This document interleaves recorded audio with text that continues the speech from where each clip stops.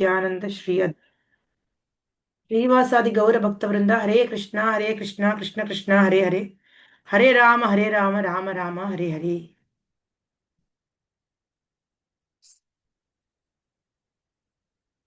ತುಂಬಾ ಮುಖ್ಯವಾದಂತ ಅಧ್ಯಾಯ ಮಾಡ್ತಾ ಇದ್ದೀವಿ ನಾವು. 10ನೇ ಅಧ್ಯಾಯ ಭಗವಂತನ ಐಶ್ವರ್ಯದ ಬಗ್ಗೆ ನಾವು ತಿಳ್ಕೊತಾ ಇದ್ದೀವಿ. ಸೊ ಭಗವಂತನ ಐಶ್ವರ್ಯ ಬಗ್ಗೆ ನಾವ್ ಯಾಕೆ ತಿಳ್ಕೊಬೇಕು? ಯಾರು ಹೇಳ್ತೀರಾ?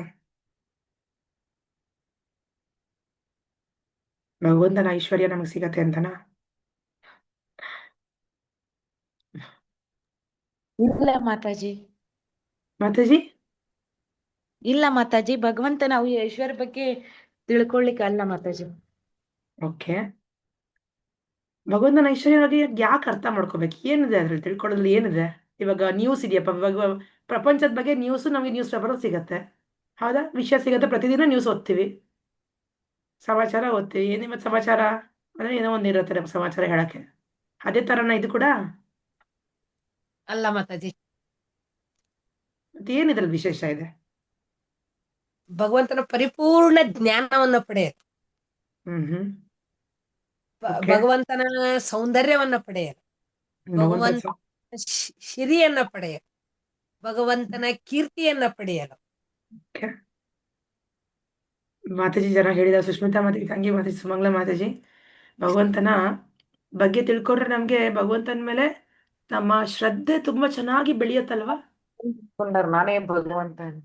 ಹೌದಲ್ವಾ? ನಾವ್ ಯಾರ ಬಗ್ಗೆ ಕೇಳಿ ತಿಳ್ಕೊತೀವೋ, ಯಾರಿಗೋಸ್ಕರ ನಾವು ಸಮಯ ಕೊಡ್ತಾ ಇದೀವೋ, ಯಾರಿಗೋಸ್ಕರ ನಮ್ ಕಿವಿ ಕೊಡ್ತಾ ಇದೀವೋ, ನಮ್ ಹೃದಯ ಕೊಡ್ತಾ ಇದೀವೋ, ಆ ವ್ಯಕ್ತಿ ಬಗ್ಗೆ ನಾವು ತಿಳ್ಕೊಂಡ್ರೆ ಅವ್ನು ಎಷ್ಟು ಎಷ್ಟು ಗ್ರೇಟ್, ಎಷ್ಟು ಮಹತ್ವ ಇದೆ ಆ ವ್ಯಕ್ತಿ ಬಗ್ಗೆ. ಆಗ ನಮ್ಗೆ ಎಷ್ಟು ಶ್ರದ್ಧೆ ಹೆಚ್ಚತ್ತೆ ಅಲ್ವಾ? ಎಷ್ಟು ನಮ್ಗೆ ನಮ್ ಭಗವಂತನ ಮೇಲೆ ಇನ್ನೂ ಆ ಆ ಸಂಬಂಧ ಅನ್ನೋದು ಇನ್ನೂ ಚೆನ್ನಾಗಿ ಗಟ್ಟಿ ಆಗತ್ತಲ್ವಾ? ಹೌದಲ್ವಾ? ಸೊ ಹಾಗಾಗಿ ಭಗವಂತನ ಐಶ್ವರ್ಯ ತಿಳ್ಕೊಂಡ್ರೆ ನಮ್ಗೆ ಭಗವಂತನ ಮೇಲೆ ಶ್ರದ್ಧೆ ಹೆಚ್ಚಾಗತ್ತೆ, ಭಗವಂತನ ಮೇಲೆ ನಮ್ಮ ಭಕ್ತಿ ಹೆಚ್ಚಾಗತ್ತೆ ಅಲ್ವಾ? ನಮ್ಮ ನಿಜವಾದ ಸ್ವರೂಪ ನಮ್ಗೆ ಅರ್ಥ ಆಗತ್ತೆ. ನಮ್ಗೆ, ನಮ್ಮ ಬುದ್ಧಿಗೆ, ನಮ್ಮ ಅಹಂಕಾರಕ್ಕೆ, ನಮ್ಗೆ ಯಾವ ರೀತಿ ಭಗವಂತನ ಶರಣ ಹೊಂದ್ಬೋದು ಅಲ್ವಾ? ಶರಣಾಗತಿ ಹೊಂದಕ್ಕೆ ನಮ್ಗೆ ಅನುಕೂಲ ಆಗತ್ತೆ ಅಲ್ವಾ? ನಮ್ಗೆ ಜೀವನದಲ್ಲಿ ಮಾರ್ಗದರ್ಶನ ಸಿಗತ್ತೆ. ಪ್ರಾಪರ್ ಗೈಡೆನ್ಸ್ ಇಲ್ಲ ಅಂದ್ರೆ ಜೀವನದಲ್ಲಿ ಏನಾಗತ್ತೆ? ಯಾವುದೋ ಒಂದ್ ದಿಕ್ಕಲ್ಲಿ ಹೋಗ್ತಿರ್ತೀವಿ ನಾವು, ಯಾವುದೋ ಒಂದ್ ದಾರಿದಲ್ಲಿ ನಡ್ಕೊಂಡು ಹೋಗ್ತಿರ್ತೀವಿ ಅಲ್ವಾ? ಏನೋ ಒಂದಿಷ್ಟು ನಂಬಿಕೆ ಇಟ್ಕೊಂಡು ಹೋಗ್ತಾ ಇರ್ತೀವಿ, ಇದು ಒಳ್ಳೇದು ಇದು ಕೆಟ್ಟದ್ದು ಅನ್ಕೊಂಡು ಅಲ್ವಾ? ಸೊ ಭಗವಂತನ ಐಶ್ವರ್ಯ ಸ್ವಯಂ ಖುದ್ದಾಗಿ ಭಗವಂತನ ನುಡಿತಾ ಇದ್ದಾನೆ. ಹಾಗಾಗಿ ಅದೆಷ್ಟು ಅಮೂಲ್ಯವಾದಂಥದ್ದಲ್ವಾ? ನನ್ ಕೇಳೋದಕ್ಕೆ ನಮ್ಗೆ 2 ಕಿವಿನೂ ಸಾಕಾಗಲ್ಲ ಅಲ್ವಾ? ಅದೇ ಹೇಳ್ತಾರಲ್ವಾ ಗೋಪಿಯರು, ಇನ್ನು ನೋಡೋದಕ್ಕೆ ನಮ್ಗೆ ಈ ಕಣ್ಣು ಯಾರೋ ಯಾರೋ ಯಾರೋ ಒಬ್ರು ವೈಷ್ಣವಾಚಾರ್ಯರು ಹೇಳ್ತಾರಂತೆ, ಈ 2 ಕಿವಿ ಸಾಕಾಗಲ್ಲ, ನಿನ್ ನಾಮ ಹರಿನಾಮ ಕೇಳೋದಕ್ಕೆ ಎಷ್ಟು, ಹರಿನಾಮದಲ್ಲಿ ಎಷ್ಟು ಅಮೃತ ಇದೆ ಅಂದ್ರೆ 2 ಕಿವಿ ಸಾಕಾಗಲ್ವಂತೆ. ಇನ್ನು ಎಷ್ಟು ಕೋಟಿ ಕಿವಿಗಳಿದ್ರೆ ಎಷ್ಟು ಚೆನ್ನಾಗಿರ್ತಿತ್ತು ಆ ನಾಮದ ಒಂದು ರುಚಿ ಸ್ವೀಕರಿಸೋದಿಕ್ಕೆ. ಸನಾತನ ಗೋಸ್ವಾಮಿನ ಯಾರೊಬ್ರು ಗೋಸ್ವಾಮಿ ಯಾರೊಬ್ರು ವೈಷ್ಣವಾಚಾರ್ಯರು ಹೇಳ್ತಿದ್ರಂತೆ. ಆ ರೀತಿ ಆ ಭಗವಂತನ ನಾಮದಲ್ಲಿ, ಭಗವಂತನ ವಿಷಯದಲ್ಲಿ, ಭಗವಂತನ ಕಥೆಯಲ್ಲಿ ಎಷ್ಟು ಅಮೃತ ಇದೆ ಅದನ್ನ ತಿಳ್ಕೊಳ್ಳೋದಿಕ್ಕೆ ನಮ್ಗೆ ಭಗವಂತ ಅವಕಾಶ ಮಾಡಿಕೊಟ್ಟಿದ್ದಾನೆ ಅಲ್ವಾ? ಸೊ ಅದು ಇವತ್ತು ಮುಂದುವರ್ಸೋಣ. 8ನೇ ಶ್ಲೋಕ ಭಗವದ್ಗೀತೆ 10ನೇ ಅಧ್ಯಾಯ. ಯಾರು ಓದ್ತೀರಾ? 8 ನಾವು ಆಗ್ಲೇ ಚರ್ಚಿಸಿದ್ವಿ, ಜಸ್ಟ್ ಒಂದ್ಸರಿ ಹಾಗೆ ಒಂದು ಟಚ್ ಮಾಡ್ಕೊಂಡು ಹೋಗೋಣ. ಅಹಂ ಸರ್ವಸ್ಯ ಪ್ರಭು ಯಾರು ಹಾಡ್ತೀರಾ? ಹರೇ ಹೇಳಿ ಕೃಷ್ಣ. ಮಾತಾಜಿ. ಹಾ, ಅರುಣ ಮಾತಾಜಿ ಹೇಳಿ. ಶ್ಲೋಕ 8. ಅಹಂ ಸರ್ವಸ್ಯ ಪ್ರಭೋ ಮತ್ತಃ ಸರ್ವಂ ಪ್ರವರ್ತತೆ ಇತಿ ಮತ್ವಾ ಭಜಂತೆ ಮಾಂ ಬುಧಾ ಭಾವ ಸಮನ್ವಿತಾಃ. ಅನುವಾದ ಓದ್ಬೇಕಾ ಮಾತಾಜಿ? ಅನುವಾದ ಓದಿ ಮಾತಾಜಿ. ಎಸ್. ಓಕೆ. ಅನುವಾದ: ಎಲ್ಲ ಆಧ್ಯಾತ್ಮಿಕ ಮತ್ತು ಬೌದ್ಧಿಕ ಜಗತ್ತುಗಳ ಮೂಲವೂ ನಾನೇ, ಎಲ್ಲವೂ ನನ್ನಿಂದ ಹೊರಸೂಸುತ್ತದೆ. ಇದನ್ನು ಸಂಪೂರ್ಣವಾಗಿ ತಿಳಿದ ಪ್ರಾಜ್ಞರು ನನ್ನ ಭಕ್ತಿ ಸೇವೆಯಲ್ಲಿ ನಿರತರಾಗುತ್ತಾರೆ ಮತ್ತು ಹೃದಯ ತುಂಬಿ ನನ್ನನ್ನು ಪೂಜಿಸುತ್ತಾರೆ. ಹರೇ ಕೃಷ್ಣ ಮಾತಾಜಿ. ಧನ್ಯವಾದ ಮಾತಾಜಿ. ಧನ್ಯವಾದ ಮಾತಾಜಿ. ಹರಿಕೃಷ್ಣ. ತುಂಬಾ ಮುಖ್ಯವಾದಂತ ಶ್ಲೋಕ ಇದು. ಈ ಶ್ಲೋಕದಿಂದ ಕೃಷ್ಣ ಶುರು ಮಾಡ್ಕೋತಾನೆ ಭಗವಂತನ ಒಂದು ಮೂಲ ಏನು ಅನ್ನೋದು ಅಲ್ವಾ? ಆಧ್ಯಾತ್ಮಿಕ ಮತ್ತು ಭೌತಿಕ ಪ್ರಪಂಚದಕ್ಕೆ ಮೂಲ ಸೃಷ್ಟಿಕರ್ತ ಅವನೇ, ಸಾಕ್ಷಾತ್ ಭಗವಂತ ಕೃಷ್ಣ ಮಾತ್ರನೇ ಅಲ್ವಾ? ಸೊ ಭಗವಾನ್ ಅಂದ್ರೆ ಯಾರು ಅಂದ್ರೆ 6 ಐಶ್ವರ್ಯದ ಪರಿಪೂರ್ಣತೆ ಹೊಂದಿರೋ ಅಂತ ವ್ಯಕ್ತಿಗೆ ನಾವು ಅಂದ್ರೆ ನಾವಲ್ಲ, ಶಾಸ್ತ್ರ ಅಲ್ವಾ? ಪರಾಶರ ಮುನಿ, ದೊಡ್ಡ ದೊಡ್ಡ ವ್ಯಾಸದೇವರ ತಂದೆ ಅಲ್ವಾ? ಅಂತ ವ್ಯಕ್ತಿಗಳು ಶಾಸ್ತ್ರದಲ್ಲಿ ದೊಡ್ಡ ದೊಡ್ಡ ಋಷಿ ಮುನಿಗಳು ಇದನ್ನ ಒಪ್ಪಿರೋ ಅಂತ ವಿಷಯ. ಭಗವಂತ ಅಂದ್ರೆ ಷಡೈಶ್ವರ್ಯ ಪರಿಪೂರ್ಣತೆಯಾಗಿ ಹೊಂದಿರೋಂಥ ವ್ಯಕ್ತಿನ ಭಗವಾನ್ ಅನ್ನಕ್ ಸಾಧ್ಯ. ಭಗ ಅಂದ್ರೆ ಏನು? ಭಗ ಅಂದ್ರೆ ಆಪ್ಯುಲೆನ್ಸ್, ಅಂದ್ರೆ ಸಮೃದ್ಧಿ, ಪೂರ್ತಿ. ಸ್ವಲ್ಪ ಅಲ್ಲ, ಚೂರ್ಚೂರೇ ಅಲ್ಲ. ಚೂರ್ಚೂರದ್ ನಮ್ಮ ಹತ್ರ ಇರೋದು. ಚೂರ್ಚೂರ್ ಇರೋದಕ್ಕೆ ಭಗವಂತ ಏನು ವಿಕಾರಿ ಅಲ್ಲ ಅಲ್ವಾ? ಅವನ ಹತ್ರ ಏನೋ ಕೊರತೆ ಇರೋದಕ್ಕೆ ಸಾಧ್ಯ ಇಲ್ಲ. ಭಗವಂತ ಹೆಂಗ್ ಅನ್ಸ್ಕೋತಾನ? ಅವನ ಹತ್ರ ಪೂರ್ತಿ ಇರತ್ತೆ. ಅವನ ಹತ್ರ ಸಂಪೂರ್ಣ ಇರೋದು ಭಗವಂತನ ಹತ್ರ ಮಾತ್ರ ಅಲ್ವಾ? ಸೊ ಸ್ವಲ್ಪ ಪವಾಡ ತೋರ್ಸೋದಿಕ್ಕೆ ಅವನು ನಮ್ಮ ನಮ್ಮ ಸೋಕಾಲ್ ಈ ಪ್ರಪಂಚದಲ್ಲಿರೋಂಥ ಡೋಂಗಿ ಡೋಂಗಿ ಬಾಬಾನೂ ಅಲ್ಲ, ಡೋಂಗಿ ಭಗವಂತ ದೇವತಾನೂ ಅಲ್ಲ ಅವನು ಅಲ್ವಾ? ಅವ್ನು ಕೊಟ್ರೆ ಪೂರ್ತಿ ಕೊಡ್ತಾನೆ, ಪೂರ್ತಿ. ಹಿಂದಿ ಸಿನಿಮಾದಲ್ಲಿ ಹೇಳ್ತಾರಲ್ವಾ, ಎಂದು ದೇನೆ ವಾಲ ಜಬ್ಬಿ ದೇತ ಚಪ್ಪರ್ ಪಾಡ್ಕೆ ಅಂತ ಅಲ್ವಾ? ಕೊಟ್ಟ ಭಗವಂತ ಅಂದ್ರೆ ಏನಾದ್ರೂ ಅವನ ಕರುಣೆ ತೋರಿಸ್ತಾ ಅಂದ್ರೆ ಅವನು ಪೂರ್ತಿಯಾಗಿ ಕೊಟ್ಬಿಡ್ತಾನೆ. ಅದು ಪೂರ್ಣ ಇರೋದು ಕೃಷ್ಣನಲ್ಲಿ ಮಾತ್ರ. ಪೂರ್ಣ, ಕೃಷ್ಣೇ ಪೂರ್ಣ ಅಲ್ವಾ? ಆಧ್ಯಾತ್ಮಿಕ ಭೌತಿಕ ಜಗತ್ತಿನ ಮೂಲ ನಾನು, ಎಲ್ಲವೂ ನನ್ನಿಂದ ಹೊರಸೂಸುತ್ತದೆ. ಭಗವಂತ ಇದ್ದಾಗ ಹೇಳ್ತಾರಲ್ಲ, ಇಂದ್ರ ಚಂದ್ರ ಯಾರೂ ಇರಲಿಲ್ಲ. ನಾರಾಯಣನು ದೇವೋತ್ತಮ ಪರಮಪುರುಷ, ಅವನಿಂದ ಬ್ರಹ್ಮ ಹುಟ್ಟಿದನು, ಅವನಿಂದ ಶಿವ ಹುಟ್ಟಿದನು, ಮತ್ತೆ ಅವನು ಹುಟ್ಟಿದಾಗ ಬಾಕಿ ಯಾರೂ ಇರಲಿಲ್ಲ. ಹೌದಾ? ಸೃಷ್ಟಿಯ ಪ್ರಾರಂಭದಲ್ಲಿ ಪರಮಪುರುಷನ ನಾರಾಯಣನೊಬ್ಬನೇ ಇದ್ದನು. ಬ್ರಹ್ಮ ಇರಲಿಲ್ಲ, ಶಿವನಿರಲಿಲ್ಲ, ನೀರು, ಅಗ್ನಿ, ಚಂದ್ರ, ಆಕಾಶ, ಸೂರ್ಯ ಯಾರೂ ಇಲ್ಲ.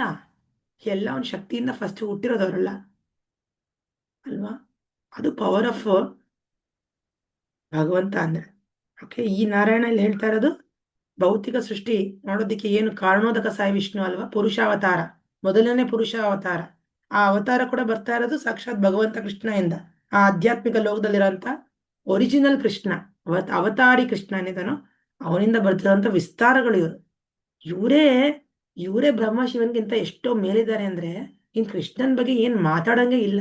ಪೂರ್ತಿ 64 ಗುಣಗಳನ್ನ ಹೊಂದಿರೋ ಅಂತ ಪೂರ್ಣ ಅವತಾರ ಕೃಷ್ಣ. 64 ಕ್ವಾಲಿಟೀಸ್. ಬಾಕಿಯವರೆಲ್ಲರಿಗೂ ಪೂರ್ತಿ ಇಲ್ಲ ಅಲ್ವಾ? 60 ನಾರಾಯಣಗೆ 60 ಇರೋದು, 60 ನಾರಾಯಣ ಸಾಂಶಾವತಾರ, ಭಗವಂತನ ಅವತಾರ. ಸೊ ಹಾಗಾಗಿ ಹೇಳ್ತಿರೋದು, ಇದನ್ನು ಸಂಪೂರ್ಣವಾಗಿ ತಿಳಿದ ಪ್ರಾಜ್ಞರು ನನ್ನ ಭಕ್ತಿ ಸೇವೆಯಲ್ಲಿ ನಿರತರಾಗುತ್ತಾರೆ. ಅವ್ರ ತುಂಬಿ ನನ್ನನ್ನು ಪೂಜಿಸುತ್ತಾರೆ. ಕೃಷ್ಣನ ಪೂಜೆ ಮಾಡೋದ್ರಲ್ಲಿ ಕಿಂಚಿತ್ತು ನುಕ್ಸಾನ್ ಅನ್ನೋದೇ ಇಲ್ಲ, ಕಳ್ಕೊಳ್ಳೋದನ್ನೋದು ಇಲ್ಲವೇ ಇಲ್ಲ. ಇನ್ನು ಅದು ವೃದ್ಧಿ ಆಗ್ತಾ ಹೋಗತ್ತಂತೆ. ವೃದ್ಧಿ ಎಷ್ಟು ಪಟ್ಟಕ್ಕೆ ಬೆಳೀತಾ ಹೋಗತ್ತದು, ಎಷ್ಟು ಕೋಟಿ ಕೋಟಿ ಕೋಟಿ ಪಟ್ಲ ಅದು. ಅದಕ್ಕೆ ಲೆಕ್ಕನೇ ಇಲ್ವಂತೆ. ಕೃಷ್ಣನ ಒಂದು ನಾಮ, ಕೃಷ್ಣನಿಗೊಂದು ನಮಸ್ಕಾರ, ಮನ್ಮನಾಭವ ಮದ್ಭಕ್ತೋ ಮಧ್ಯಾಜೀಮಾಂ ನಮಸ್ಕಾರ ಹೇಳಿದಾನ ಕೃಷ್ಣ. ಇದನ್ ಮಾಡಿದ್ರೆ 4 ಮನ್ಮನಾಭವ ಮದ್ಭಕ್ತೋ, ನನಗೆ ಭಕ್ತನಾಗು, ಮಧ್ಯಾಜೀಮಾಂ ನಮಸ್ಕಾರ, ಭಗವಂತನ ನಮಸ್ಕಾರ ಮಾಡುದು, ಭಗವಂತನಿಗೆ ನಾವೆಲ್ಲ ಸಂಪೂರ್ಣವಾಗಿ ಅರ್ಪಿಸೋದು, ಭಗವಂತನ ಭಕ್ತರಾಗೋದು, ಭಗವಂತನ ಆರಾಧನೆ ಮಾಡೋದು, ಆರತಿ ಮಾಡೋದು.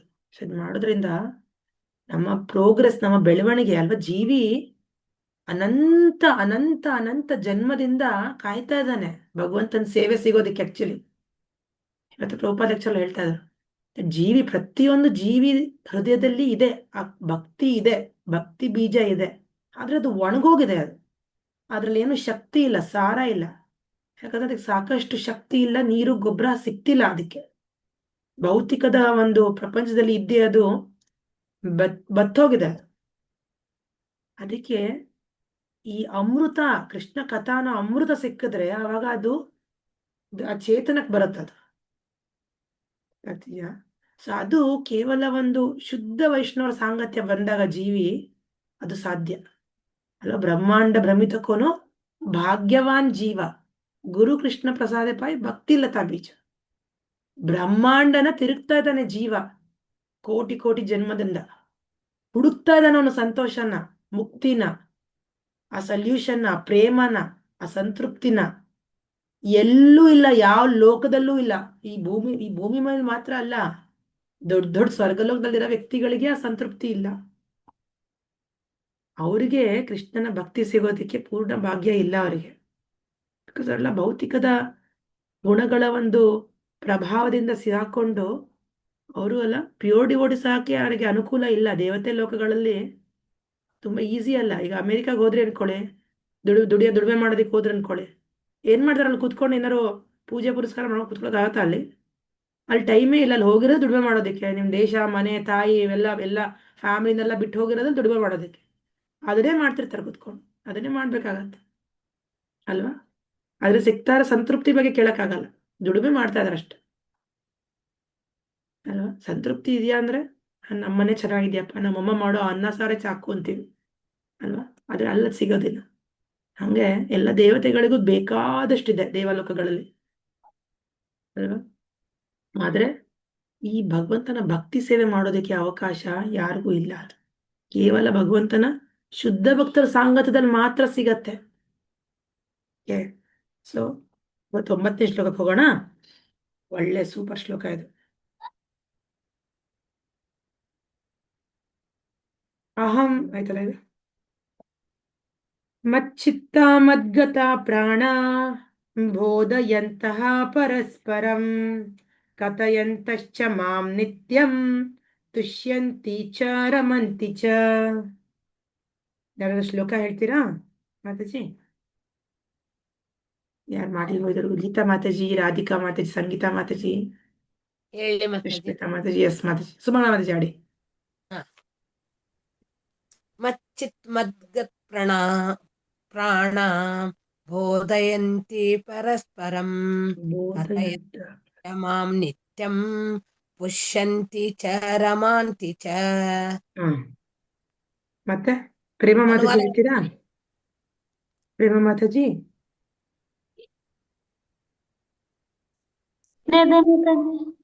ಹರೇ ಕೃಷ್ಣ ಮಾತಾಜಿ ಓದ್ತೀರಾ 9ನೇ ಶ್ಲೋಕ, ಎಷ್ಟನೇ ಅಧ್ಯಾಯ ಮಾತ್ರ? 10ನೇ ಅಧ್ಯಾಯ.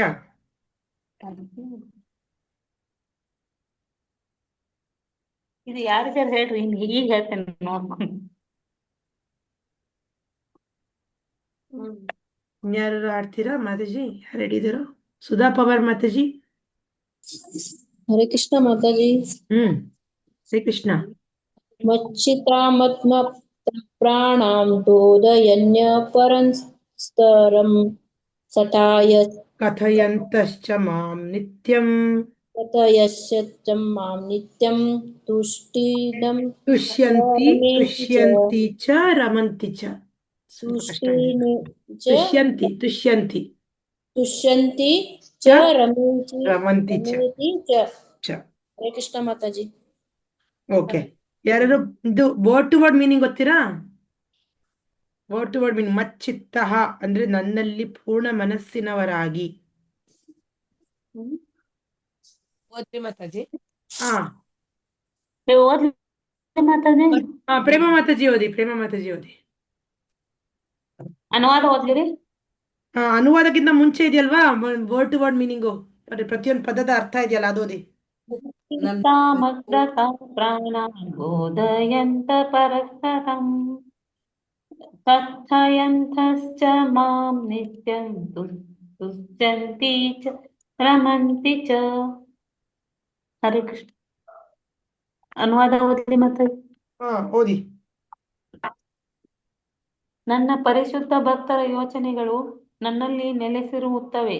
ಅವರ ಬದುಕುಗಳು ಸಂಪೂರ್ಣವಾಗಿ ನನ್ನ ಸೇವೆಗೆ ಆಗುತ್ತವೆ ಮತ್ತು ಪರಸ್ಪರವಾಗಿ ನನ್ನ ವಿಷಯವನ್ನು ತಿಳಿಸಿಕೊಡುತ್ತಾ ನನ್ನ ಬಗೆಗೆ ಮಾತನಾಡುತ್ತಾ ಅವರು ಬಹುತೃಪ್ತಿಯನ್ನು ಆನಂದವನ್ನು ಪಡೆಯುತ್ತಾರೆ. ಹರೇ ಕೃಷ್ಣ ಮಾತ. ಜೈ ಅಲ್ವಾ. ಸೊ ಭಗವಂತ ಹೇಳ್ತಾ ಇರೋದೇನಿಲ್ಲಿ, ನನ್ನ ಶುದ್ಧ ಭಕ್ತರ ಒಂದು ಗುಣ ಏನು ಅನ್ನೋದು. ಹೌದಾ? ಭಗವಂತನ ಶುದ್ಧ ಭಕ್ತರ ಒಂದು ಮನಸ್ಥಿತಿ, ಅವರ ಒಂದು ಆಲೋಚನೆಗಳು, ಯೋಚನೆಗಳು ಯಾರಲ್ಲಿರುತ್ತೆ? ಕೇವಲ ಭಗವಂತನಲ್ಲಿರುತ್ತೆ ಅಲ್ವಾ. ಸೊ ಮಚ್ಚಿತಃ ನನ್ನಲ್ಲಿ ಪೂರ್ಣ ಮನಸ್ಸಿನವರಾಗಿ. ಪೂರ್ತಿ ಮನಸ್ಸು ಕೊಡೋದು ಅಂದ್ರೆ ಅಷ್ಟು ಸುಲಭನಾ? ಸುಲಭನೂ ಅಲ್ಲ. ನಾವ್ ಯಾರಿಗಾರು ಪೂರ್ತಿ ಮನ್ಸು ಕೊಡ್ತೀವ ಪ್ರಪಂಚದಲ್ಲಿ? ಹೆದರ್ತೀವಲ್ವಾ? ಅಯ್ಯೋ ಏನಾರು ಮೋಸ ಆದ್ರೆ ಅಲ್ವಾ, ಏನಾರು ಅನ್ಯಾಯ ಆದ್ರೆ, ಪೂರ್ತಿ ನಂಬಿಟ್ಟು ಆಮೇಲೆ ನಮ್ಮ ಹೃದಯ ಒಂದು ಘಾತ ತಗಲಿದ್ರೆ ಎಷ್ಟು ನೋವು ಉಂಟಾಗತ್ತೆ. ನಾವು ಪೂರ್ತಿ ಶರಣಾಗತಿ ಆಕ್ಚುಲಿ ಆಗಲ್ಲ. ಪೂರ್ತಿ ವಿಶ್ವಾಸ ಯಾರ ಮೇಲೂ ಇಡಲ್ಲ ಆಕ್ಚುಲಿ ನಾವು ಅಲ್ವಾ. ಯಾವ ಡಾಕ್ಟರ್ ಮೇಲೂ ಇಲ್ಲ, ಎಲ್ಲೂ ಇಲ್ಲ. ಅದಕ್ಕೆ ನಮ್ಗೆ ಆಕ್ಚುಲಿ ನಮ್ಗೆ ನಮ್ಮ ಅವಿಶ್ವಾಸ ಅನ್ನೋದು ನೋಡಿ, ಅದು ಕಲಿಯುಗದ ಲಕ್ಷಣ ಆಕ್ಚುಲಿ. ಯಾರ ಮೇಲೂ ನಾವು ಪೂರ್ತಿ ನಂಬಿಕೆ ಇಡಲ್ಲ. ಯಾಕಂದ್ರೆ ಕಲಿಯುಗದಲ್ಲಿ ಇಡೋದಕ್ಕೆ ಯಾರಿಗೂ ಅರ್ಹತೆನೂ ಇಲ್ಲ. ಯಾರ ಮೇಲೆ ಇಡೋದಕ್ಕೆ ಸಾಧ್ಯ? ಎಲ್ಲಾ ಕಡೆನೂ ಮೋಸ ಇದೆ ಅಲ್ವಾ. ಅದಕ್ಕೆ ನಾವು ಭಯಪಡ್ತೀವಿ. ಯಾವ್ದಾದ್ರು ಸಮಥಿಂಗ್ ಪೂರ್ಣ ಅಂದ್ರೆ ಹೆದರ್ಕೋತೀವಿ ಅಲ್ವಾ. ಅದಕ್ಕೆ ನಾವು ಇದುವರೆಗೂ ಯಾರ ಮೇಲೂ ಇಟ್ಟಿಲ್ಲ ಪೂರ್ತಿ ನಂಬಿಕೆ, ಪೂರ್ತಿ ಮನ್ಸು ಕೊಟ್ಟಿಲ್ಲ ನಾವು ಇದುವರೆಗೂ. ಬಟ್ ಕೃಷ್ಣನ್ ಮೇಲೆ ಪೂರ್ತಿ ಮನ್ಸು ಕೊಡೋದಕ್ಕೆ ಹೇಳ್ತಿದ್ದಾನೆ ಭಗವಂತ. ಅವನ್ ಶುದ್ಧ ಭಕ್ತರು ಅವನಲ್ಲಿ ಪೂರ್ಣ ಮನಸ್ಸಿನವರಾಗಿರ್ತಾರೆ. ಮನಸ್ಸೆಲ್ಲ ಅವನಿಂದನೇ ತುಂಬೋಗಿರತ್ತಂತೆ. ಹೆಂಗ ಅರ್ಥ ಮಾಡ್ಕೊಳ್ಳೋದು ಇದನ್ನ? ಇದನ್ನ ಒಂದು ಭೌತಿಕದ ಉದಾಹರಣೆ ಕೊಟ್ಟು ಹೇಳ್ತೀನಿ. ಇವಾಗ ಒಂದು ಏಜಿಗೆ ಬಂದಿರೋ ಹುಡುಗಿ ಇರ್ತಾರೆ ಅನ್ಕೊಳ್ಳಿ, ಕಾಲೇಜ್ ಹುಡುಗಿ ಹೇಗಿರುತ್ತೆ ಅವ್ರಿಗೆ? ಮನ್ಸು ಯಾವಾಗಲೂ ಚಂಚಲ ಅಲ್ವಾ, ಒಂದ್ ಕಡೆ ಇರಲ್ಲ ಅವ್ರ ಮನ್ಸು. ಬಟ್ ಒಂದ್ಸರಿ ಒಂದು ಹುಡುಗಿ ಆಕರ್ಷಣೆಗೆ ಬಂದ್ರಪ್ಪ, ಮನ್ಸೆಲ್ಲ ಒಬ್ರ ಬಗ್ಗೆ ಒಬ್ರು ಯೋಚನೆ ಮಾಡೋದೇ ಆಗತ್ತೆ. ಬೆಳಿಗ್ಗೆ ಎದ್ದಾಗ್ಲಿಂದ ಹಿಡಿದು ರಾತ್ರಿ ಮಲ್ಗೋದ ಅಲ್ವಾ. ಯಾವಾಗ್ಲೂ ಮನ್ಸು ಹುಡುಗನ ಮೇಲೆ ಇರುತ್ತೆ, ಹುಡುಗಿ ಮೇಲೆ ಇರುತ್ತೆ. ಕೆಲಸ ಮಾಡ್ಬೇಕಾದ್ರೆ, ಡ್ರೈವಿಂಗ್ ಮಾಡ್ಬೇಕಾದ್ರೆ, ಅಡಿಗೆ ಮಾಡ್ಬೇಕಾದ್ರೆ, ಯಾವಾಗ್ಲೂ ಅಲ್ವಾ. ಸೊ ಎಲ್ಲ ಅನುಭವ ಆಗಿದ್ರೆ ಗೊತ್ತಾಗತ್ತೆ. ಅನುಭವ ಆಗಿದೆಯಾ ಅಲ್ವೋ ಗೊತ್ತಿಲ್ಲ. ಸುಷ್ಮಿತಾ ಮಾತಾಜಿ ಏನಾದ್ರು ಅನುಭವ ಆಗಿದೆಯಾ? ಇಲ್ಲ ಅನ್ಕೋತೀನಿ ಮಾತಾಜಿ. ವೆರಿ ಸ್ಟ್ರೈಟ್ ಮಾತಾಜಿ. ಚಾಟಲ್ಲಿ ಹೇಳ್ಬೋದು, ನೋ ಪ್ರಾಬ್ಲಮ್. ಓಕೆ, ಸೊ ಇದೆಲ್ಲ ಎಕ್ಸ್ಪೀರಿಯನ್ಸ್ ಆಗಿರೋರಿಗೆ ಈಸಿಯಾಗಿ ಗೊತ್ತಾಗತ್ತೆ. ದಟ್ ಎವ್ರಿ ಮೊಮೆಂಟ್ ಹುಡುಗಿ ಬಗ್ಗೆ ಯೋಚನೆ ಮಾಡ್ತಿರ್ತಾರಲ್ವ. ಅದೇ ರೀತಿ ಕೃಷ್ಣನ್ ಮೇಲೂ ಕೂಡ ಪ್ರತಿ ಕ್ಷಣ ನಮ್ಮ ಮನ್ಸು ಹೋಗ್ಬೇಕು ಅಂದ್ರೆ ಅವನ ಬಗ್ಗೆ ನಮ್ಗೆ ಅಷ್ಟು ಅರ್ಥ ಆಗಿದ್ರೆ ನಮ್ಮ ಮನ್ಸು ಯಾವಾಗ್ಲೂ ಅವನ ಮೇಲೆ ಹೋಗತ್ತೆ. ಸೊ ಶುದ್ಧ ಭಕ್ತರಲ್ಲಿ, ಕೃಷ್ಣನ ಭಕ್ತರು ಸದಾ ಭಗವಂತನ ಮೇಲೆ ಮನಸ್ಸನ್ನು ಇಡ್ತಾರವ್ರು. ಹೌದಾ? ಮದ್ಗತ ಪ್ರಾಣ, ಜೀವನವನ್ನು ನನ್ನಲ್ಲಿ ಅರ್ಪಿಸಿದವರಾಗಿ ಜೀವನನೇ ಮುಡಿಪಾಗಿಟ್ಟಿರ್ತಾರೆ ಕೃಷ್ಣನ ಮೇಲೆ. ಪೂರ್ತಿ ಶ್ರದ್ಧೆ, ಪೂರ್ತಿ ಶರಣಾಗತಿ, 100% ಪೂರ್ತಿ ಶರಣಾಗೋದು. ಪೂರ್ತಿ ಶರಣಾಗೋದಂದ್ರೆ ಏನರ್ಥ? ಶರಣಾಗತಿ ಅಂದ್ರೆ ಏನು? ಭಗವಂತನ ಆದೇಶಗಳನ್ನ ಪೂರ್ತಿ ಶ್ರದ್ಧೆಯಿಂದ ಫಾಲೋ ಮಾಡೋದು. ಒಂದು ಚೂರು ಬಿಡದೆ ಪೂರ್ತಿ ಶ್ರದ್ಧೆ. ಹೌದು, ಭಗವಂತ ಹೇಳೋದು ನನ್ನ ಒಳ್ಳೇದಕ್ಕೋಸ್ಕರ. ಓನ್ಲಿ ನನ್ ಬಗ್ಗೆ ಕಾಳಜಿ ಕೇವಲ ಭಗವಂತನ ಮಾತ್ರ ಇರೋದು ಪೂರ್ಣ ವಿಶ್ವಾಸ. ಹಾಗಾಗಿ ಭಗವಂತ ಹೇಳಿದ್ರೆ ನಾನು ನಿಭಾಯಿಸ್ತೇನೆ. ಭಗವಂತನ ಭಕ್ತಿ ಮಾಡೋದಕ್ಕೆ ಏನೇ ಅಡ್ಡಿ ಇದ್ರು, ಏನಾರು ಅಡ್ಡಿಗಳು ಬಂದ್ರೆ ಅದನ್ನ ದೂರ ಇಟ್ಬಿಡ್ತಾನೆ ವ್ಯಕ್ತಿ, ಆ ಶುದ್ಧ ಭಕ್ತ ಅಲ್ವಾ. ಯಾಕೆ ನಮ್ ಗುರು ಮಹಾರಾಜ್, ಜಯಪತಾಕ ಸ್ವಾಮಿ ಗುರು ಮಹಾರಾಜ್ ಶ್ರೀಲ ಪ್ರಭುಪಾದರು ಹೇಳಿದ್ರು, ಮಾಯಾಪುರ್ನ ನೀನು ಬೆಳೆಸ್ಬೇಕು.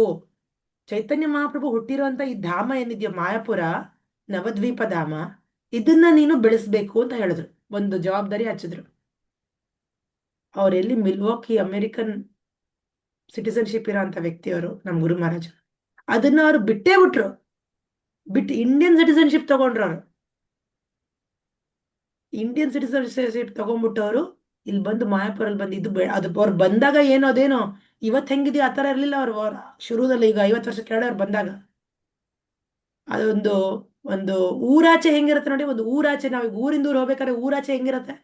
ಏನೋ ಸ್ವಲ್ಪ ಫೀಲ್ಡ್, ಆ ಕಡೆ ಈ ಕಡೆ ಸ್ವಲ್ಪ ಗದ್ದೆ, ಏನೋ ಒಂದು ಮಣ್ಣಿಂದ ರೋಡು. ಇವಾಗಂತೂ ಎಲ್ಲ ಕಡೆ ರೋಡ್ಗಳಾಗಿದೆ. ಆವಾಗ ಅದು ಇರಲಿಲ್ಲ. ಮಾಯಾಪುರ್ಗೆ ಯಾವ ರೋಡು ಇರಲಿಲ್ಲ ಅಲ್ಲಿ. ಆಕ್ಚುಲಿ ವೆಸ್ಟ್ ಬೆಂಗಾಲ್ ಕೋಲ್ಕತ್ತಾವರೆಗೂ ಇತ್ತು. ಕೋಲ್ಕತ್ತಾದಿಂದ ಮಾಯಾಪುರ ದಾರಿದಲ್ಲಿ ಏನೂ ಇಲ್ಲ ಆಕ್ಚುಲಿ. ಇವ್ರು ಅದೆಲ್ಲ ಇವಾಗ ಬಂದ್ಮೇಲೆ, ಮಾಯಾಪುರಕ್ಕೆ ಬಂದ್ಮೇಲೆ ಮಾಯಾಪುರಲ್ಲಿ ಒಂದು ದೇವಸ್ಥಾನ ಕಟ್ಟಿ ಅಲ್ಲೆಲ್ಲ ಇವರೇ ಬೆಳೆಸ್ತಾ ಇದ್ರು. ತರಕಾರಿ ಬೆಳೆಸ್ತಾ ಇದ್ರು, ಅಲ್ಲಿ ಮೂಲಂಗಿ ಅದು ಇದು ಬೆಳೆಸ್ತಾ ಇದ್ರು. ಅದನ್ನೇ ಮಾತಾಜಿ ಏನು ಇಲ್ಲ ಅಲ್ಲ ಮಾತಾಜಿ. ಊರು ಎಷ್ಟೋ ದೂರದಲ್ಲಿರೋದಲ್ವ ಮಾತಾಜಿ. ಏನೂ ಇರ್ಲಿಲ್ಲ, ಏನು ಇಲ್ಲ ಅಲ್ಲಿ. ಅಲ್ಲಿ ಲೋಕಲ್, ಅಲ್ಲಲ್ಲಿ ಒಂದೊಂದ್ ಮರ. ಹೌದೌದು. ಅಲ್ಲಿ ಲೋಕಲ್ ಭಾಷೆ ಏನು ಅಂದ್ರೆ ಬೆಂಗಾಲಿ ಭಾಷೆ. ಬೆಂಗಾಲಿ ಭಾಷೆ ತುಂಬಾ ಕಷ್ಟ ಕೂಡ ಕಲ್ತ್ಕೊಳ್ಳೋದು. ಯಾಕಂದ್ರೆ ಬಟ್ ಅಲ್ಲಿ ಜನ ಹತ್ರ ಮಾತಾಡ್ಬೇಕಲ್ವಾ, ಜನರ ಹತ್ರ ಮಾತಾಡ್ಬೇಕು ಅಂದ್ರೆ ಲೋಕಲ್ ಭಾಷೆ ಬರ್ಲೇಬೇಕು ಅಲ್ವಾ. ಸೊ ಲೋಕಲ್ ಭಾಷೆ ಬೆಂಗಾಲಿ ಕಲ್ತ್ಕೊಂಡು ಅವರು ಅಲ್ಲಿ ಅವ್ರು ದೇವಸ್ಥಾನ ಕಟ್ಟೋದಿಕ್ಕೆ ಏನು ನಮ್ಗೆ ಇಟಿಕೆ ಆಗ್ಲಿ ಸಿಮೆಂಟ್ ಆಗ್ಲಿ ಬೇಕು, ಅದೆಲ್ಲಾನು ಒಂದು ಗಾಡಿದಲ್ಲಿ ಕುತ್ಕೊಂಡು ಅವ್ರು ಪ್ರತಿದಿನ ಕೋಲ್ಕತ್ತಾಗ ಹೋಗಿ ಅಲ್ಲಿನ ಸಾಮಾನ್ ತಂದು ಇಲ್ಲಿಗೆ ಬರೋರು, ತಂದು ಇಲ್ಲಿ ಹಾಕ್ಸಿ ಇಲ್ಲಿ ಕೆಲಸ ಮಾಡಿಸೋರು. ಅಲ್ಲಿ ಆ ಸಾಮಾನು ಇಟ್ಕೊಂಡು ಏನೋ ಹೋಗೋದು ಬರೋದು, ಟ್ರಾನ್ಸ್ಪೋರ್ಟೇಷನ್ ಟೈಮ್ ಇದೆಯಲ್ವಾ, ಆ ಟೈಮಲ್ಲಿ ಕುತ್ಕೊಂಡು ನಮ್ಮ ಗುರು ಮಹಾರಾಜರು ಬುಕ್ಸ್ ಓದೋರು, ಪ್ರಭುಪಾದವ್ರ ಬುಕ್ಸ್, ಚೈತನ್ಯ ಚರಿತಾಮೃತ, ಭಾಗವತ ಕೂತ್ಕೊಂಡು ಓದೋರು ಅವರು ದಾರಿದಲ್ಲಿ. ಅಂಡ್ ಅಲ್ಲಿ ಎಲ್ಲ ಅಲ್ಲಿ ಹೆಂಗೆ ವ್ಯವಸಾಯ ಮಾಡಬೇಕು ಅನ್ನೋದ್ರ ಬಗ್ಗೆ ತಿಳ್ಕೊಂಡು, ಓಕೆ. ಅಂದ್ರೆ ಈಗ ನೋಡಿ, ಅಮೆರಿಕನ್ಸ್ ಆಲ್ರೆಡಿ ತುಂಬಾ ಇಂಟೆಲಿಜೆಂಟ್. ನಮ್ಮ ಗುರು ಮಹಾರಾಜ್ ಎಸ್ಪೆಷಲಿ ತುಂಬಾ, ಅವ್ರ ಸ್ಕಾಲರ್ಶಿಪ್ ಹೋಲ್ಡರ್ ಅವ್ರು ಅವಾಗ್ಲೇ ಸ್ಕೂಲ್ ಕಾಲೇಜಲ್ಲಿ ಇದ್ದಾಗಲೇ. ಸೊ ತುಂಬಾ ಬುದ್ಧಿಯವ್ರು ಜಾಸ್ತಿ. ಸೊ ಹೆಂಗಿಲ್ಲಿ ವ್ಯವಸಾಯ ಮಾಡೋದಕ್ಕೆ ಏನೇನು ಜ್ಞಾನ ಬೇಕು ಅಂತ ಅವ್ರನ್ನ ರಿಸರ್ಚ್ ಮಾಡ್ಕೊಂಡು ಅದನ್ನೆಲ್ಲ ಇಲ್ಲಿ ಇಂಪ್ಲಿಮೆಂಟ್ ಮಾಡಿ ಅವ್ರನ್ನ ಚೆನ್ನಾಗಿ ಅಲ್ಲಿ ಬೆಳೆಸಿ, ಕೊನೆಗೆ ಅಲ್ಲಿ ಲೋಕಲ್ ಜನರಿಗೆ ಸ್ವಲ್ಪ ವಿಶ್ವಾಸ ಬಂತು, ಅವ್ರು ಇವ್ರು ಯಾರೋ ನಮ್ಗೆ ಸಹಾಯ ಮಾಡಕ್ ಬಂದಿದ್ದಾರೆ ಅಂತ. ಅವ್ರು ಫಸ್ಟ್ ಯಾಕಂದ್ರೆ ನಂಬಿಕೆ ಬೆಳೆಸ್ಕೋಬೇಕಲ್ವಾ, ಇಲ್ಲಾಂದ್ರೆ ಯಾರೋ ಹೊರಗಡೆ ಅವ್ರು ಅನ್ಕೋತಾರೆ. ಸೊ ಫಸ್ಟ್ ಅವ್ರು ತಿಳ್ಕೊಂಡು ಕೊನೆಗೆ ಅವರೆಲ್ಲ ಒಪ್ಕೊಂಡು ಆ ಜಾಗ ಎಲ್ಲ, ಅಫ್ಕೋರ್ಸ್ ಇಸ್ಕೊಂಡೆಲ್ಲ ಕೊಂಡ್ಕೊಂಡಿದ್ರು ಜಾಗ, ಬಟ್ ಅಲ್ಲಿ ಕೆಲ್ಸಗಾರರು ಬೇಕಲ್ವಾ, ಬಂದ್ ಮಾಡ್ಬೇಕಲ್ವಾ. ಹಾಗಾಗಿ ಎಷ್ಟು ಜನ ಬಂದು ಕೊನೆ ನಿಧಾನವಾಗಿ ಅಲ್ಲಿ ಬೆಳವಣಿಗೆ ಶುರು ಆಯ್ತು. ಅಲ್ಲಿ ಎಲ್ಲ ಬೆಳೀತಾ ಇದ್ರು, ತರಕಾರಿಗಳು ಬೆಳೀತಿದ್ರು. ಆಮೇಲೆ ಯಾಕಂದ್ರೆ ಡೈಲಿ ನೈವೇದ್ಯ ನಡಿಬೇಕಲ್ವಾ, ದೇವಸ್ಥಾನ ರಾಧಾಕೃಷ್ಣನ್ಗೆ ನೈವೇದ್ಯ ನಡಿಬೇಕು. ಸೊ ಅಲ್ಲೇ ಏನೂ ಇರಲಿಲ್ಲ ಅಲ್ಲಿ ದುಡ್ಡು ಜಾಸ್ತಿ. ಹಾಗಾಗಿ ಎಲ್ಲ ಬೆಳೆಸಿ, ಅವರೇ ಬೆಳೆಸಿ ಹಸುಗಳನ್ನೆಲ್ಲ ಅವರೇ ಗೋಶಾಲದಲ್ಲಿ ಇಟ್ಟು ಅಲ್ಲಿ ಹಾಲು ಕರೆಯೋದು ಅದು ಅದು ಮಾಡಿ ಕೊನೆಗೆ ಅದು ಇವತ್ತು ಮಾಯಾಪುರ್ ಸಿಟಿ ಹೆಂಗಾಗಿದೆ ಅಂದ್ರೆ ನಂಬರ್ 1 ವೇದಿಕ್ ಸಿಟಿ. ಅಂದ್ರೆ ಅಲ್ಲಿನ ಟೆಂಪಲ್ ಆಫ್ ವೇದಿಕ್ ಪ್ಲಾನೆಟೋರಿಯಂ ಏನ್ ಬರ್ತಾ ಇದೆಯೋ, ಅದು ಅದಕ್ಕೆ ಎಷ್ಟು ಕೋಟಿ ಖರ್ಚು ಮಾಡಿದ್ದಾರೆ ಆಕ್ಚುಲಿ. ಎಲ್ಲ ಭಕ್ತಾದಿಗಳು ಹಾಕಿರೋದೆಲ್ಲ ದುಡ್ಡಿರೋ ವ್ಯಕ್ತಾದಿಗಳು. ಯಾಕಂದ್ರೆ ಎಲ್ಲಾರ್ಗೂ ಗೊತ್ತಾಗ್ಬೇಕು ಮಾಯಾಪುರ ಅನ್ನೋ ಊರು ಅಂತ. ಚೈತನ್ಯ ಮಹಾಪ್ರಭು ಹುಟ್ಟಿರೋದು ಯಾರಿಗೂ ಗೊತ್ತೇ ಇಲ್ಲ. ಇದೆಲ್ಲ ತುಂಬಾ ಆಳವಾದ ಶಾಸ್ತ್ರ ಇದು. ಚೈತನ್ಯ ಚರಿತಾಮೃತ ಅಂದ್ರೆ ನಾರ್ಮಲ್ ಪಬ್ಲಿಕ್ ಗೊತ್ತಿಲ್ಲ ಇದೆಲ್ಲ. ಫಸ್ಟ್ ಆಫ್ ಆಲ್ ಚೈತನ್ಯ ಮಹಾಪ್ರಭು ಇನ್ಕಾರ್ನೇಷನ್ಗೆ ಅವತಾರನೇ ಯಾರಿಗೂ ಗೊತ್ತಿಲ್ವೇ? ಯಾಕಂದ್ರೆ ಇದು ಗೋಲ್ಡನ್ ಏಜ್ ಆಫ್ ಕಲಿಯುಗ ಅನ್ನೋದು ಯಾರಿಗೂ ಗೊತ್ತಿಲ್ಲ. ಇದು ಇನ್ನೂ ಸ್ವಲ್ಪ ಕಾಲ ಆದ್ಮೇಲೆ ಅದು ಗೊತ್ತಾಗತ್ತೆ. ನಾವೆಲ್ಲ ಎಷ್ಟು ಎಷ್ಟು ಅದೃಷ್ಟ ಅಂದ್ರೆ ಅದು ಹೇಳಕ್ಕೆ ಆಗಲ್ವಂತೆ. ಇವಾಗ್ಲೇ ನಮ್ಗೆ ಶುರುದಲ್ಲೇ ಅಫ್ಕೋರ್ಸ್ 500 ಇಯರ್ಸ್ ಬ್ಯಾಕೆ ಅಲ್ವಾ ಚೈತನ್ಯ ಮಹಾಪ್ರಭು ಬಂದಿರೋದು. ಸೊ ಎಷ್ಟು ರೀಸೆಂಟ್ ಆಗಿ ಬಂದಿರೋ ಟೈಮಲ್ಲಿ ನಾವಿದ್ದೀವಿ. ಈಗ ಎಲ್ಲ ಬೆಳವಣಿಗೆ ನಾವು ನೋಡಕ್ಕಾಗ್ತದೆ ನಮ್ಮ ಕಣ್ಣಾರೆ. ನಮ್ಗೆ ಎಷ್ಟು ಎಷ್ಟು ಅವಕಾಶಗಳಿದೆ ಭಗವಂತನ ಭಕ್ತಿ ಪ್ರಚಾರ ಮಾಡೋದಿಕ್ಕೆ, ಭಗವಂತನ ಭಕ್ತಿ ಯಾವ ರೀತಿ ಬೆಳೀತಾ ಇದೆ ನಾವು ಕಣ್ಣಾರೆ ನೋಡೋದಿಕ್ಕೆ, ಎಕ್ಸ್ಪೀರಿಯನ್ಸ್ ಮಾಡೋದಿಕ್ಕೆ. ಸೊ ಇದೆಲ್ಲ ಒಂದು ಇಂಥ ಜನ್ಮ ಒಂದು ರೇರೆಸ್ಟ್ ರೇರೆಸ್ಟ್ ಜನ್ಮ ಅಂತಾರೆ ಚೈತನ್ಯ ಮಹಾಪ್ರಭು. ಭಾರತ ಭೂಮಿದಲ್ಲಿ ಹುಟ್ಟುಬಿಟ್ಟದು. ಓಕೆ, ಸೊ ಎಲ್ಲಿದ್ದೆ ನಾನು, ಯಾಕೆ ಹೇಳ್ತಾ ಇದ್ದೆ ಇದನ್ನ? ಪರಿಶುದ್ಧ ಭಕ್ತರ ಜೀವನ ಯಾವ ತರ ಮುಡಿಪಾಗಿರ್ತಾರೆ ಅಂದ್ರೆ completely surrendered soul at the age of 19. ಬರೀ 19 ವರ್ಷದ ಹುಡುಗ ಅವರು ಅವಾಗ. ಚೈತನ್ಯ ಮಹಾಪ್ರಭು ಅಲ್ಲ, ನಮ್ಮ ಗುರು ಮಹಾರಾಜ್. ಓಕೆ, ಸೊ ಶುದ್ಧ ಭಕ್ತರು ಯಾವ ತರ ಇರ್ತಾರೆ ಅಂದ್ರೆ ಅದಕ್ಕೆ ಈ ಆಚಾರ್ಯರೆಲ್ಲ ಸಾಕ್ಷಿ. ಈ ಗುರು ಮಹಾರಾಜರೆಲ್ಲ ಸಾಕ್ಷಿ ಇದಕ್ಕೆ. ಈ ಶ್ಲೋಕ ಆಕ್ಚುಲಿ ಅವ್ರದ್ದು ಡೆಫಿನೇಷನ್ ಇದು. ಡೆಫಿನೇಷನ್ ಆಫ್ ನಮ್ಮ ಗುರು ಮಹಾರಾಜರು. ಅವರ ಬದುಕುಗಳು ಸಂಪೂರ್ಣವಾಗಿ ನನ್ನ ಸೇವೆಗೆ ಅರ್ಪಿತವಾಗುತ್ತವೆ ಮತ್ತು ಪರಸ್ಪರವಾಗಿ ನನ್ನ ವಿಷಯವನ್ನು ತಿಳಿಸಿಕೊಡುತ್ತಾ. ಸೊ ಅವ್ರ ಮಾತುಕತೆ ಏನಿರುತ್ತೆ, ಅವ್ರ ಚರ್ಚೆ ಯಾವ್ದ್ರ ಬಗ್ಗೆ ಮಾತಾಡ್ತಾರೆ ಅವರು? ಈಗ ಇಬ್ರು ಬಿಸ್ನೆಸ್ ಮೆನ್ ಏನ್ ಮಾತಾಡ್ತಾರೆ, ಬಿಸ್ನೆಸ್ ವಿಷಯ ಮಾತಾಡ್ಕೊಂತಾರೆ, ಅದ್ರಲ್ಲಿ ಜಾಸ್ತಿ ಪ್ರಾಫಿಟ್ ಬರುತ್ತೆ. ಯಾವ್ದು ಇವಾಗ ಟ್ರೆಂಡ್ ಅಲ್ಲಿರೋಂಥದ್ದು ಅದು ಅಲ್ವಾ? ಅದೇ ತರ ಹೆಂಗಸರು ಸೇರಿದ್ರೆ ಏನ್ ಮಾತಾಡ್ತಾರೆ ಮಾತಾಜಿ? ಮಾತಾಜಿ ಇಬ್ರು ಹೆಂಗಸರು ಸೇರಿದ್ರೆ ಅನ್ಕೊಳ್ಳಿ, ಏನ್ ಮಾತಾಡ್ತಾರೆ ಅವ್ರು? ಯಾವ ವಿಷಯ ಮಾತಾಡ್ತಾರೆ? ಒಡವೆ ವಿಷಯ, ಒಡವೆ, ಅತ್ತೆ ಮಾವ ಇದ್ರೆ ಅವ್ರ ವಿಷಯ, ಇಲ್ಲ ಮಕ್ಕಳ ವಿಷಯ, ಅಕ್ಕಪಕ್ಕ ವಿಷಯ, ಸೀರೆಗಳ ವಿಷಯ, ಅಡಿಗೆ ತಿಂಡಿ ವಿಷಯ, ಯಜಮಾನ್ರ ವಿಷಯ ಅವ್ರದ್ದು ತುಂಬಾ ಮಾತಾಡ್ತಾರೆ. ಅವ್ರು ಒಳ್ಳೆಯವ್ರಾದ್ರೆ ನನ್ಗೆ ಅದ್ ಕೊಡ್ಸಿದ್ರು, ಇದ್ ಕೊಡ್ಸಿದ್ರು, ಅದ್ ಕರ್ಕೊಂಡೋಗಿದ್ರು, ಇಲ್ಲಿ ಕರ್ಕೊಂಡೋಗಿದ್ರು ಅಂತಾರೆ. ಏನು ಇಲ್ಲ ಅಂದ್ರೆ ನನ್ಗೇನು ಕೊಡ್ಸಿಲ್ಲ, ಇಷ್ಟೆಲ್ಲ ಕೆಲಸ ದಕ್ಸ್ತಾರೆ, ನಮ್ಗೇನು ಕೊಡ್ಸಲ್ಲ ಅಂತಾರೆ. ಹೀಗೆ ಏನು ತುಂಬಾ ಇದೆ ಮಾತಾಜಿ ಹೌದು ಹೌದೌದು, ನಮ್ಗೆ 1 2 100 ಇದೆ ವಿಷಯ. ಅದಕ್ಕೆ ಇಡೀ ದಿನ ಸಾಕೇ ಆಗಲ್ಲ ಅಲ್ವಾ? ಹೊಸದ ಮಕ್ಳಾಗಿದ್ರೆ ತಾಯಿ ಅಂದ್ರೆ ಮಕ್ಳ ಬಗ್ಗೆ ಹೇಳೋದ್ರಲ್ಲೇ ಆಗತ್ತೆ ಅಲ್ವಾ? ನನ್ ಮಗ ಅಮ್ಮ ಅಂದ, ನನ್ ಮಗ ಆವ್ ಅಂದ, ಹೂ ಅಂದ, ತುಂಬಾ ಹೇಳ್ತಾರೆ. ಈ ತಿನ್ನಲ್ಲ, ಅದ್ ತಿನ್ನಲ್ಲ, ಸ್ನಾನ ಮಾಡಿಸ್ದೆ, ಮಲಗದೆ, ಕಣ್ಬಿಟ್ಟು ನನ್ನೇ ನೋಡಿದ್ರೆ ಏನೇನೋ ತುಂಬಾ ವರ್ಣಿಸ್ಕೊಂತಾರೆ ಅಲ್ವಾ? ಆ ಟಾಪಿಕ್ ನಮ್ಗದು ರಿಲೆವೆಂಟ್, ಆ ಸಂದರ್ಭಕ್ಕೆ ಆ ವಿಷಯ ನಮ್ಗೆ ತುಂಬಾ ಹತ್ರ ಅದು. ಯಾಕಂದ್ರೆ ಅದ್ರಲ್ಲೇ ನಾವು ಇರ್ತೀವಿ, ಅದ್ರಲ್ಲಿ ಇರೋದ್ರಿಂದ ಅಲ್ವಾ? ಹಾಗಾಗಿ ಅದೇ ವಿಷಯ ಮಾತಾಡ್ತಾರೆ. ಸೊ ಅದೇ ತರ ಭಕ್ತರಿಗೆ ಇಂಟ್ರೆಸ್ಟಿಂಗ್ ಟಾಪಿಕ್ ಏನಪ್ಪಾ ಅಂದ್ರೆ ಈ ಬೇರೆ ವಿಷಯ ಅಲ್ವೇ ಅಲ್ಲ, ಕೇವಲ ಭಗವಂತನ ಬಗ್ಗೆ ಮಾತುಕತೆ ಆಡೋದು. ಭಗವಂತನ ವಿಷಯದ ಬಗ್ಗೆ ಅವರಿಗೆ ತುಂಬಾ ತುಂಬಾ ಆಸಕ್ತಿ ಇರುತ್ತಂತೆ ನೋಡಿ. ಪರಸ್ಪರವಾಗಿ ನನ್ನ ವಿಷಯವನ್ನು ತಿಳಿಸಿಕೊಡುತ್ತಾ ನನ್ನ ಬಗೆಗೆ ಮಾತನಾಡುತ್ತಾ ಅವರು ಬಹು ತೃಪ್ತಿಯನ್ನು ಆನಂದವನ್ನು ಪಡೆಯುತ್ತಾರೆ. ತುಂಬ ಎಂಜಾಯ್ ಮಾಡ್ಕೊಂಡಿರ್ತಾರಂತೆ ಅವರು. ಅವರು only Krishna relevant topics. Krishna ಯಾವ ಥರ ನೋಡಿ, ಕೃಷ್ಣ ಯಾವ ಥರ ಅಂದರೆ ಕೇವಲ ಕೃಷ್ಣ ಅಂದರೆ ಕೃಷ್ಣ ಅಷ್ಟೇ ಅಲ್ಲ, ಕೃಷ್ಣನ ಸಂಬಂಧಿಸಿರೋ ಏನೇ ಇರ್ಬೋದು ಅದರಲ್ಲೇ ಅವ್ರಿಗೆ ಆಸಕ್ತಿ. ಕೃಷ್ಣನ ವಿಷಯ ಅಂದರೆ ಅದು ನನ್ನ ವಿಷಯ ಅಂತ ಅವ್ರು ಭಾವಿಸ್ತಾರೆ. ಭೌತಿಕ ಪ್ರಪಂಚದ ವಿಷಯ ನಂದಲ್ಲ, ನನಗೆ ಸೇರಿದ್ದಲ್ಲ, ನನಗೆ ಸಂಬಂಧ ಇಲ್ಲ ಅನ್ನೋದೇ ಅವ್ರಿಗೆ ಫೀಲಿಂಗ್. ನಮ್ಮ ಜನರು ಇವರು, ನಮ್ದು ಅಂತ ಬೇರೆಯವ್ರು ಬೇರೆ ಮಾತಾಡ್ಬೇಕಾದ್ರೆ ಅಂತ ಜಾಗದಲ್ಲಿ ಇರೋದಕ್ಕೆ ನಮ್ಗೆ ಮನ್ಸು ಒಪ್ಪಲ್ಲ ಮಾತಾಜಿ. ಇನ್ನ ಭಗವಂತನ ಬಗ್ಗೆ ಹೇಳ್ಬೇಕಾದ್ರೆ ಇನ್ನ ಇಂಟ್ರೆಸ್ಟ್ ಕೇಳೋಣ ಅವ್ರು ಏನ್ ಹೇಳ್ತಾರೆ ಅನಿಸುತ್ತೆ. ಅವ್ರು ಆಡಿದ್ರೆ ಅಯ್ಯೋ ಬೇಡಪ್ಪ ಇರೋದ್ ಬೇಡ, ಹೋಗೋಣ. ಇದು ಕೂಡ ನೋಡಿ ಒಂದು ಸಂಕೇತ. ಇದು ಕೂಡ ನಾವು ಭಕ್ತಿದಲ್ಲಿ ಬೆಳವಣಿಗೆ ಆಗ್ತಿದೀವೋ ಇಲ್ವೋ ಅನ್ನೋದಕ್ಕೆ ಇದೊಂದು ಇಂಡಿಕೇಶನ್. ಇದು ನಮ್ಮ ಹೃದಯದಲ್ಲಿ ಎಷ್ಟು ಪರಿಶುದ್ಧತೆ ಆಗ್ತಾ ಇದೆಯೋ ಅಷ್ಟು ನಮ್ಗೆ ಕೃಷ್ಣ ಬರೆ ಮಾಡ್ಕೊತಾನೆ. ಅವನ ವಿಷಯ ಕೇಳೋದಕ್ಕೆ ನಮ್ಮ ಮನಸ್ಸು ಇನ್ನೂ ಒಪ್ಪತ್ತೆ, ಅನುಮತಿ ಕೊಡುತ್ತೆ, ಇನ್ನೂ ಕೇಳೋಣ ಇನ್ನೂ ಕೇಳೋಣ ಇನ್ನೂ ಕೇಳೋಣ ಅಂತ. ಬಟ್ ಮಾಲಿನ್ಯ ಇದೆ ಅನ್ಕೊಳ್ಳಿ, ಯಾರು ಹೊಸಬ್ರು ಇದ್ದಾರೆ ಅನ್ಕೊಳ್ಳಿ, ಅವರಿಗೆ ಒಂದು ಕ್ಷಣ ಕೇಳಿಸ್ಕೊಳಕ್ಕಾಗಲ್ಲ, ಒಂದು ಸರಿ ಹರಿನಾಮ ಹೇಳಕ್ಕಾಗಲ್ಲ ಅವ್ರಿಗೆ. ಗೊತ್ತಾ ನಿಮ್ಗೆ? ದೊಡ್ಡ ದೊಡ್ಡ ಮಾತುಗಳು ಆಡ್ತಾರೆ ಮಾಯಾವಾದಿಗಳು, ಅವ್ರು ಕೂತ್ಕೊಂಡು ಅವ್ರಿಗೆ ಜಪ ಮಾಡಿಸಿ ಆಗೋಯ್ತು. ಒಂದು ಸರಿನೂ ಜಪ ಮಾಡಕ್ಕಲ್ಲ, ಅವ್ರು ಒಂದು ಮಾಲೆನೂ ಆಗಲ್ಲ, 10 ಸರಿ ಹರಿನಾಮ ಸಂಕೀರ್ತನ ಹೇಳಕ್ಕೂ ಆಗಲ್ಲ ಅವ್ರಿಗೆ. ಅದು ಅವ್ರ ವಿಷಯ. ಗೊತ್ತಾ? ಅದು ನಿಜವಾಗ್ಲೂ ಹೋದ್ರೆ ಬುಡಕ್ಕೆ ಹೋದ್ರೆ ಗೊತ್ತಾಗತ್ತೆ. ಅಂದ್ರೆ ಅವ್ರ ಮನ್ಸಲ್ಲಿ ಅಷ್ಟು ಮಾಲಿನ್ಯ ಇದೆ. ಅವರು ಅಫೆನ್ಸಿವ್ ಮೆಂಟಾಲಿಟಿ ಪೀಪಲ್. ಅವರು ಕೃಷ್ಣನ ಅಪರಾಧಿಗಳು. ಭಗವಂತನ ಬಗ್ಗೆ ಈರ್ಷ್ಯ ಇರೋ ಜನರಿಗೆ ಭಗವಂತನ ನಾಮ ಭಗವಂತನ ಕತೆ ಕೇಳಕ್ ಆಗಲ್ಲ. ಅದೇ ಒಂದು ಅವ್ರಿಗೆ ಶಿಕ್ಷೆ ಇದ್ದಂಗೆ. ಅವ್ರಿಗೆ ಅಬ್ಬಾ ಬೇಡಪ್ಪ ಅಂತ ಕಿವಿ ಮುಚ್ಕೊಂಡ್ಬಿಡ್ತಾರೆ. ಅಬ್ಬಾ ಹೇಳ್ಬೇಡಪ್ಪ ಅಂತ ನೋಡಿದ್ರೆ ನೀವೇನು ಯಾವಾಗ್ಲೂ ಅದೇ ಮತ್ತೆ ಬೇರೆ ಮಾತು ಬರಲ್ಲ ನಿಮ್ಗೆ ಅಂತಾರೆ. ಇಲ್ಲ, ಅವ್ರಿಗೆ ಅದ್ರ ಮೇಲೆ ರುಚಿ ಇಲ್ಲ. ಅವರಿಗೆ ಮನಸ್ಸು ಪರಿಶುದ್ಧತೆ ಇಲ್ಲದಿರೋದ್ರಿಂದ ಅವ್ರು ಕೇಳಕ್ ಆಗಲ್ಲ. ಅದು ತುಂಬಾ ಪವಿತ್ರ ವಿಷಯ. ಅದು ಆ ಪವಿತ್ರ ವಸ್ತುನ ಇಲ್ಲಿ ಫಿಟ್ ಆಗ್ತಾ ಇಲ್ಲ ಹೃದಯದಲ್ಲಿ ಕೇಳಿಸ್ಕೊಳಕ್. ಅದು ಒಪ್ಪಿಗೆ ಕೊಡ್ತಿಲ್ಲ. ಅದು ಬೆರಿಬೇಕಲ್ವಾ? ಹೆಂಗೆ ಉಪ್ಪು ನೀರು ಬೆರೆಯತ್ತೆ ಅಲ್ವಾ? ಇನ್ನು ಸೈನ್ಸಲ್ಲಿ ಓದ್ತೀವಿ ನೋಡಿ, ಉಪ್ಪು ಮತ್ತೆ ನೀರು ಸೇರಿದ ತಕ್ಷಣ ಬೆರೆಯತ್ತೆ, ಆಮೇಲೆ ಉಪ್ಪು ಕಾಣಿಸೋದೇ ಇಲ್ಲ ನಿಮ್ಗೆ, ಅದು ಉಪ್ಪಿನ ನೀರಾಗೋಗತ್ತೆ ಅಲ್ವಾ? ಅದೇ ಉಪ್ಪು ಎಣ್ಣೆ ಅದು ಬೆರೆಯಲ್ಲ, ಅದು ಸಪ್ರೇಟ್ ಆಗಿರತ್ತೆ ಅಲ್ವಾ? ಅದೇ ತರ ನಾವು ಕೃಷ್ಣ ಭಕ್ತಿದಲ್ಲಿ ಇರೋರು ಕೇಳ್ತಾ ಕೇಳ್ತಾ ಕೇಳ್ತಾ ನಮ್ಗೆ ಒಂದು ಒಂದು ಕೃಷ್ಣನ ಗುಣಗಳು ನಮ್ಮಲ್ಲಿ ಬಂದ್ಬಿಡತ್ತೆ. ಆ ಹೃದಯ ಓನ್ಲಿ ಕೃಷ್ಣನ್ನೇ ಕೋರ್ಕೊಳತ್ತೆ ಅಲ್ವಾ? ಅದು ಅದರ ಅರ್ಥ. ಸೊ ಹಾಗಾಗಿ ಈ ಈ ಪ್ಯೂರ್ ಡಿವೋಟಿಸ್ ಏನಿದ್ದಾರೋ, ಕೃಷ್ಣ ಏನ್ ಮಾತಾಡ್ತಿದ್ದಾನೋ ಈ 9ನೇ ಶ್ಲೋಕದ ವ್ಯಕ್ತಿಗಳ ಬಗ್ಗೆ, ಆ ವ್ಯಕ್ತಿಗಳು ಕೇವಲ ಭಗವಂತನ ವಿಷಯ ಕೇಳಿಸ್ಕೊಳ್ಳೋದ್ರಲ್ಲಿ ತುಂಬಾ ಎಂಜಾಯ್ಮೆಂಟ್ ಪಡ್ತಾರಂತೆ. ನೋಡಿ, ಹೇಳ್ತಾರೆ, ಭಕ್ತಿ ಸೇವೆಯ ಮೊದಲನೇ ಹಂತದಲ್ಲಿ ಅವರು ಸೇವೆಯಿಂದಲೇ ದಿವ್ಯ ಆನಂದವನ್ನು ಅನುಭವಿಸುತ್ತಾರೆ. ಪಕ್ವವಾದ ಹಂತದಲ್ಲಿ ಅವರು ವಾಸ್ತವವಾಗಿ ಭಗವಂತನ ಪ್ರೇಮದಲ್ಲಿ ನೆಲೆಸಿರುತ್ತಾರೆ. ಆ ದಿವ್ಯ ಸ್ಥಿತಿಯಲ್ಲಿ ಒಮ್ಮೆ ನೆಲೆಸಿದ ಮೇಲೆ ಅವರು ಪ್ರಭುವು ತನ್ನ ನಿವಾಸದಲ್ಲಿ ಮೆರೆಯುವ ಅತ್ಯುನ್ನತ ಪರಿಪೂರ್ಣತೆಯನ್ನು ಸವಿಯಬಹುದು. ಓಕೆನಾ?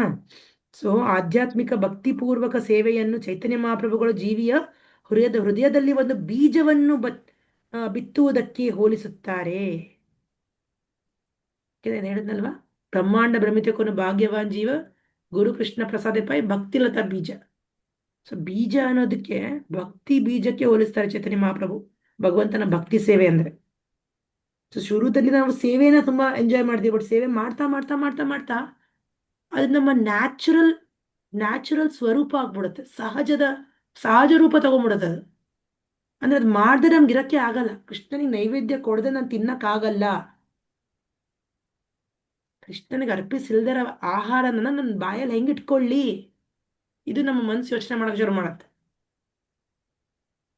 ಅನುಮತಿ ಕೊಡಲ್ಲ ನಮ್ಗೆ ತಿನ್ನೋದಕ್ಕೆ. ಅದು ಆಕ್ಚುಲಿ ಪ್ರೇಮ ಅಲ್ವಾ?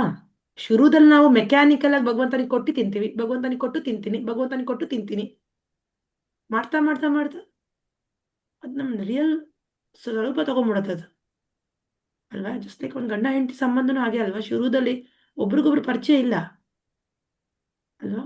ಎಲ್ಲ ಹೊಸ್ತಾಗಿದೆ, ಏನೋ ಮೆಕ್ಯಾನಿಕಲ್ ಮಾಡ್ಕೊಂಡು ಹೋಗ್ತಾರೆ, ಒಬ್ರಿಗೊಬ್ರು ಸೇವೆ ಮಾಡ್ಕೊಂಡು ಹೋಗ್ತಿದ್ದಾರೆ. ಇದು ಮಾಡ್ಬೇಕು ಮಾಡ್ಬೇಕು ಮಾಡ್ಬೇಕು ಮಾಡ್ಬೇಕು ಅಷ್ಟೇ. ಬಟ್ ಒಂದು ಕಾಲ ಆದ್ಮೇಲೆ ಸಂಬಂಧ ಇನ್ನೂ ಸ್ವಲ್ಪ ಗಾಢ ಆದ್ಮೇಲೆ ಆವಾಗ ನ್ಯಾಚುರಲ್ ಆಗಿ ನಾವು ಮಾಡ್ತೀವಿ ಅಲ್ವಾ, ನ್ಯಾಚುರಲ್ ಸೇವೆ ನಡೆಯುತ್ತಲ್ಲಿ. ಅದೇ ತರ ಕೃಷ್ಣ ಹೇಳ್ತಾ ಇರೋದು. ಅದೇ ತರ ಒಂದು ಒಂದು ಅರೇಂಜ್ಡ್ ಮ್ಯಾರೇಜ್ ಹೆಂಗೆ ನಿಧಾನಕ್ಕದು ಪ್ರೇಮ ಆಗಿ ಬೆಳೆಯುತ್ತೋ, ಅದೇ ತರ ಕೃಷ್ಣನ ಜಗತ್ತೂ ಹಾಗೆ. ಶುರುದಲ್ಲಿ ನಾವು ಜಸ್ಟ್ ಸೇವೆ ರೀತಿಯಲ್ಲಿ ಮಾಡ್ಬೋದು, ನಿಧಾನವಾಗಿ ಒಂದು ಅದೊಂದು ಮೆಚ್ಯೂರ್ ಆಗತ್ತದು, ಗೊತ್ತಾಯ್ತಾ. ಸೊ ಅದು ಕೃಷ್ಣ ಹೇಳ್ತಾನೆ ನೋಡಿ, ಹೆಂಗೆ ಒಂದು ಮೀನು ನೀರಿಲ್ಲದೆ ಬದುಕಿರೋದಕ್ಕೆ ಆಗಲ್ವ, ಅದೇ ತರ ಒಂದು ಭಕ್ತ ಕೂಡ ಭಗವಂತನ ಒಂದು ಇಂಥ ಸ್ಥಿತಿಯಲ್ಲಿ ಪರಮ ಪ್ರಭುವಿನ ನೋಡಿದ ಸಂಪರ್ಕ ಪಡೆದು ಭಕ್ತನು ದಿವ್ಯ ಗುಣಗಳನ್ನು ಹೊಂದುತ್ತಾನೆ. ಅವನು ಒಂದು ಕ್ಷಣವೂ ಕ್ಷಣವೂ ಇರಲಾರ ಎಂದು ಆ ಕೃತಿಯಲ್ಲಿ ವಿವರಿಸಿದೆ. ಹ್ಮ್ ಆ, ಆಗ ಹೇಗೆ ಮೀನು ನೀರನ್ನು ಬಿಟ್ಟು ಇರಲಾರೋ, ಹಾಗೆಯೇ ಪರಮ ಪ್ರಭುವಿನೊಡನೆ ಸಂಪರ್ಕವಿಲ್ಲದೆ ಒಂದು ಕ್ಷಣವೂ ಇರಲಾರ ಎಂದು ಈ ಕೃತಿಯಲ್ಲಿ ವಿವರಿಸಿದ ಹೇಳ್ತಾರೆ. ಸೊ ಹಾಗಾಗಿ ಒಂದು ಡಿವೋಟಿ ತುಂಬಾ ಹೇಳ್ತಾರೆ. ಪ್ರಭುಪಾದ ಏನಂತಾರೆ ಅಂದ್ರೆ, ಭಕ್ತ, ಪರಿಶುದ್ಧ ಭಕ್ತ ಯಾರು ಅಂದ್ರೆ, ಈ ಮಾರ್ಗದಲ್ಲಿ ಇರೋಂಥ ಪ್ರತಿಯೊಬ್ಬ ವ್ಯಕ್ತಿ ಒಂದು ನಾಮ, ಒಂದ್ ರೌಂಡ್ ಮಹಾಮಂತ್ರ ಹೇಳೋ ಅಂತ ವ್ಯಕ್ತಿ ಕೂಡ, ಶ್ರದ್ಧಾವಂತ ತಗೊಂಡ್ರೆ ಡಿವೋಟೀಸ್ ಕೂಡ ಗ್ರೇಟೆ. ಪ್ರಭುಪಾದ ಹೇಳ್ತಾರೆ, ಇವತ್ತು ಮಾವಿನ ಹಣ್ಣು ಕಾಯಿ ರೂಪದಲ್ಲಿ ಇರ್ಬೋದು, ಒಂದ್ ದಿವ್ಸ ಕಾಯಿ ಹಣ್ಣಾಗತ್ತಲ್ವಾ, ತುಂಬಾ ರುಚಿಕರವಾಗಿರತ್ತೆ ಹಣ್ಣಂದ್ರೆ, ಕಾಯಿ ಯಾರು ತಿಂದೇ ಇರ್ಬೋದು, ಬಟ್ ಒಂದಲ್ಲ ಒಂದಿನ ಹಣ್ಣಾಗ್ಬಿಡುತ್ತೆ. ಹಂಗೆ ನಮ್ಮ ಭಕ್ತಿನೂ ಇವತ್ತು ಕಾಯಿ ರೂಪದಲ್ಲಿ ಇರ್ಬೋದು. 1 ರೌಂಡು 4 ರೌಂಡು ನಾವು ಜಪ ಮಾಡ್ತಿರ್ಬೋದು, 6 ರೌಂಡು 8 ರೌಂಡು, ಅಥವಾ ಇನ್ನು ನಮ್ಗೆ ಇನಿಷಿಯೇಷನ್ ಆಗಿಲ್ಲದೆ ಇರ್ಬೋದು. ಬಟ್ ಒಂದ್ ದಿವಸ ನಾವು ಭಕ್ತಿ ಮಾಡ್ತಾ ಮಾಡ್ತಾ ಗುರುವಿನ ಮಾರ್ಗದರ್ಶನದಲ್ಲಿ ಅದು ಎಷ್ಟು ಚೆನ್ನಾಗಿ ತಯಾರಾಗತ್ತೆ ಅಂದ್ರೆ, ಅಷ್ಟೇ ಅದರಲ್ಲಿ ಒಂದು ತೇಜಸ್ ಬರ್ತಾ ಇರತ್ತೆ ಅಷ್ಟೇ ಆ ಭಕ್ತನಿಂದ. ಜಸ್ಟ್ ಆ ಭಕ್ತರ ಹತ್ರ ಇದ್ರೆ, ಜಸ್ಟ್ ಲೈಕ್ ನಮ್ ಗುರು ಮಹಾರಾಜರ ಹತ್ರ ಇದ್ರೆ ನಮ್ಗ ಅದೇನೋ ಒಂದು ಒಂದು ಒಂದು 100 ಆನೆ ಬಲ ಬಂದಂಗ ಆಗತ್ತೆ. ಅವ್ರ ಹತ್ರ ಹೋಗಿ ಅವ್ರಿಗೊಂದು ನಮಸ್ಕಾರ ಮಾಡ್ಕೊಂಡ್ ಬಂದ್ರೆ, ಅವ್ರ ಆಶೀರ್ವಾದ ತಗೊಂಡ್ಬಂದ್ರೆ. ಯಾಕೆ ನಮ್ಮ ಫ್ಯಾಮಿಲಿಲೇ ಒಂದು ಉದಾಹರಣೆ ಇದೆ. ಒಂದು ಒಂದು ಒಂದು ಘಟನೆ ನಡೆದಿದೆ. ನಮ್ಮ ನಮ್ಮ ಮತ್ತೆ ಭಕ್ತಿದಲ್ಲಿ, ನಾವು ಹೈದರಾಬಾದಿಗೆ ಶಿಫ್ಟ್ ಆದ್ಮೇಲೆ ಆಕ್ಚುಲಿ ಅವ್ರ ಭಕ್ತಿಗೆ ಬಂದಿದ್ದು. ಸೊ ಶುರುದಲ್ಲಿ ಅವರು ಭಾಗವತ ಓದ್ತಾರೆ, ಶ್ರೀಮದ್ ಭಾಗವತ ಓದಕ್ಕೆ ಶುರು ಮಾಡಿದ್ರು. ಬಟ್ ಅವ್ರು ಚಾಂಟಿಂಗ್ ಮಾಡೋದಕ್ಕೆ ಅವರಿಗೆ ಆಗ್ತಾ ಇಲ್ಲ, ತುಂಬಾ ಕಷ್ಟ ಆಗ್ತಿತ್ತು ಅವ್ರಿಗೆ. ಬಟ್ ಭಾಗವತನ್ ತುಂಬಾ ಎಂಜಾಯ್ ಮಾಡ್ತಾ ಇದ್ರು, ಶ್ರೀಮದ್ ಭಾಗವತ ಓದ್ತಾ ಇದ್ರು. ಎಷ್ಟು ಓದ್ತಿದ್ರು ಅಂದ್ರೆ ಅವರು ದಿನಕ್ಕೆ ಎಷ್ಟೆಲ್ಲ 2-3 ಅಧ್ಯಾಯಗಳು ಮುಗಿಸ್ಬಿಡ್ತಿದ್ರು. ಬಟ್ ಚಾಂಟಿಂಗ್ ಮಾಡಕ್ ಆಗ್ತಿರ್ಲಿಲ್ಲ. ಅಂಡ್ ಒಂದ್ಸರಿ ಗುರು ಮಹಾರಾಜರ ಹತ್ರ ಆಶೀರ್ವಾದ ತಗೊಂಡ್ರು. ಈ ತರ ಹೇಳಿದ್ರು, ನನಗೆ ಜಪ ಮಾಡೋದಕ್ಕೆ ತುಂಬಾ ಕಷ್ಟ ಆಗ್ತಿದೆ, ನನ್ಗೆ ಆಶೀರ್ವಾದ ಮಾಡಿ ಅಂತ. 16 ಮಾಲೆ ಮಾಡಂಗ್ ನನಗೆ ಆಶೀರ್ವಾದ ಮಾಡಿ ಅಂತ. ಅಷ್ಟೇ, ಅವ್ರ ಆಶೀರ್ವಾದ ಮಾಡಿದ್ರು. ಇವ್ರು 16 ಮಾಲೆ ಯಾವಾಗ ಶುರು ಮಾಡಿದ್ರು ಏನೋ, ಇವ್ರು ಜಪ ಕಂಟಿನ್ಯೂ ಮಾಡ್ಕೊಂಡು. ಬಿಕಾಸ್ ದೀಕ್ಷೆ ಆಗ್ಬೇಕಂದ್ರೆ 16 ಮಾಲೆ ಕಂಪಲ್ಸರಿ. ಎಷ್ಟೇ ನಾವು ಭಾಗವತ ಓದಿರ್ಬೋದು, ಎಷ್ಟೇ ಭಗವದ್ಗೀತೆ ಓದ್ಬೋದು, ಏನೇ ಮಾಡ್ಬೋದು, ನಾವು ಕೆಳಗಡೆ ಮೇಲ್ಗಡೆ ಮಾಡ್ಬೋದು, ಬಟ್ 16 ಮಾಲೆ ಕಂಪಲ್ಸರಿ. 4 ನಿಯಮಗಳು ಆಚರಿಸ್ಬೇಕು. ಅಫ್ಕೋರ್ಸ್ ಭಕ್ತರ ಮನೆಯಲ್ಲಿ ಇರೋದ್ರಿಂದ 4 ನಿಯಮಗಳು ಆಗೋಗ್ಬಿಡುತ್ತೆ. ಓಕೆ, ಸೊ ಇದು ಯಾವಾಗ ಅವ್ರಿಗೆ ಅದ ಸ್ಫೂರ್ತಿ ಬಂತು ಗೊತ್ತಾಗ್ಲೇ ಇಲ್ಲ. ಸೊ ಆ ರೀತಿ ಈಗ ಲಾಸ್ಟ್ ಇಯರ್ ಅವ್ರಿಗೆ ಇನಿಷಿಯೇಷನ್ ಆಯ್ತು ಅವ್ರಿಗೆ, ಹರಿಬೋಲ್. ಲಾಸ್ಟ್ ಇಯರ್ ಗುರು ಆಜ್ಞೆ ಅಂತ ಒಂದು ಪ್ರೋಗ್ರಾಮ್ ಇತ್ತು ಮಧುರೈಯಲ್ಲಿ. ಸೊ ಅಲ್ಲಿ ಅವ್ರಿಗೆ ಇನಿಷಿಯೇಷನ್ ಆಯ್ತು ಮತ್ತೆ. ಸೊ ಹಾಗಾಗಿ ಸೊ ಶುದ್ಧ ಭಕ್ತರ ಸಾಂಗತ್ಯ ಅಂದ್ರೆ ಅದು ಎಲ್ಲೆಲ್ಲೂ ಸಿಗಲ್ಲ. ಅದು ಇನ್ನೂ ನಮ್ಮ ಅದೃಷ್ಟ, ಕಲಿಯುಗದಲ್ಲಿ ನಮ್ಗೆ ಇಂಥ ವ್ಯಕ್ತಿಗಳಿದಾರಾ, ಅವ್ರು ನೋಡೋದಿಕ್ಕೆ ನಾವು ಓಡ್ಕೊಂಡು ಹೋಗ್ಬೇಕು ಆಕ್ಚುಲಿ. ಯಾಕಂದ್ರೆ ಅವ್ರ ಸಾಂಗತ್ಯಕ್ಕೆ ಬಂದ್ರೆ ನಮ್ಗೆ ನಮ್ ಜೀವನ ಹೇಳಿದ್ರೆ ಲವ ಮಾತ್ರ ಸಾಧು ಸಂಗ ಸರ್ವಸಿದ್ಧಿ ಹೋಯ್ ಅಂದಿದಾರಲ್ವ ಶಾಸ್ತ್ರದಲ್ಲಿ. ಏನ್ ಬೇಕಾದದ್ ಸಿಗತ್ತೆ.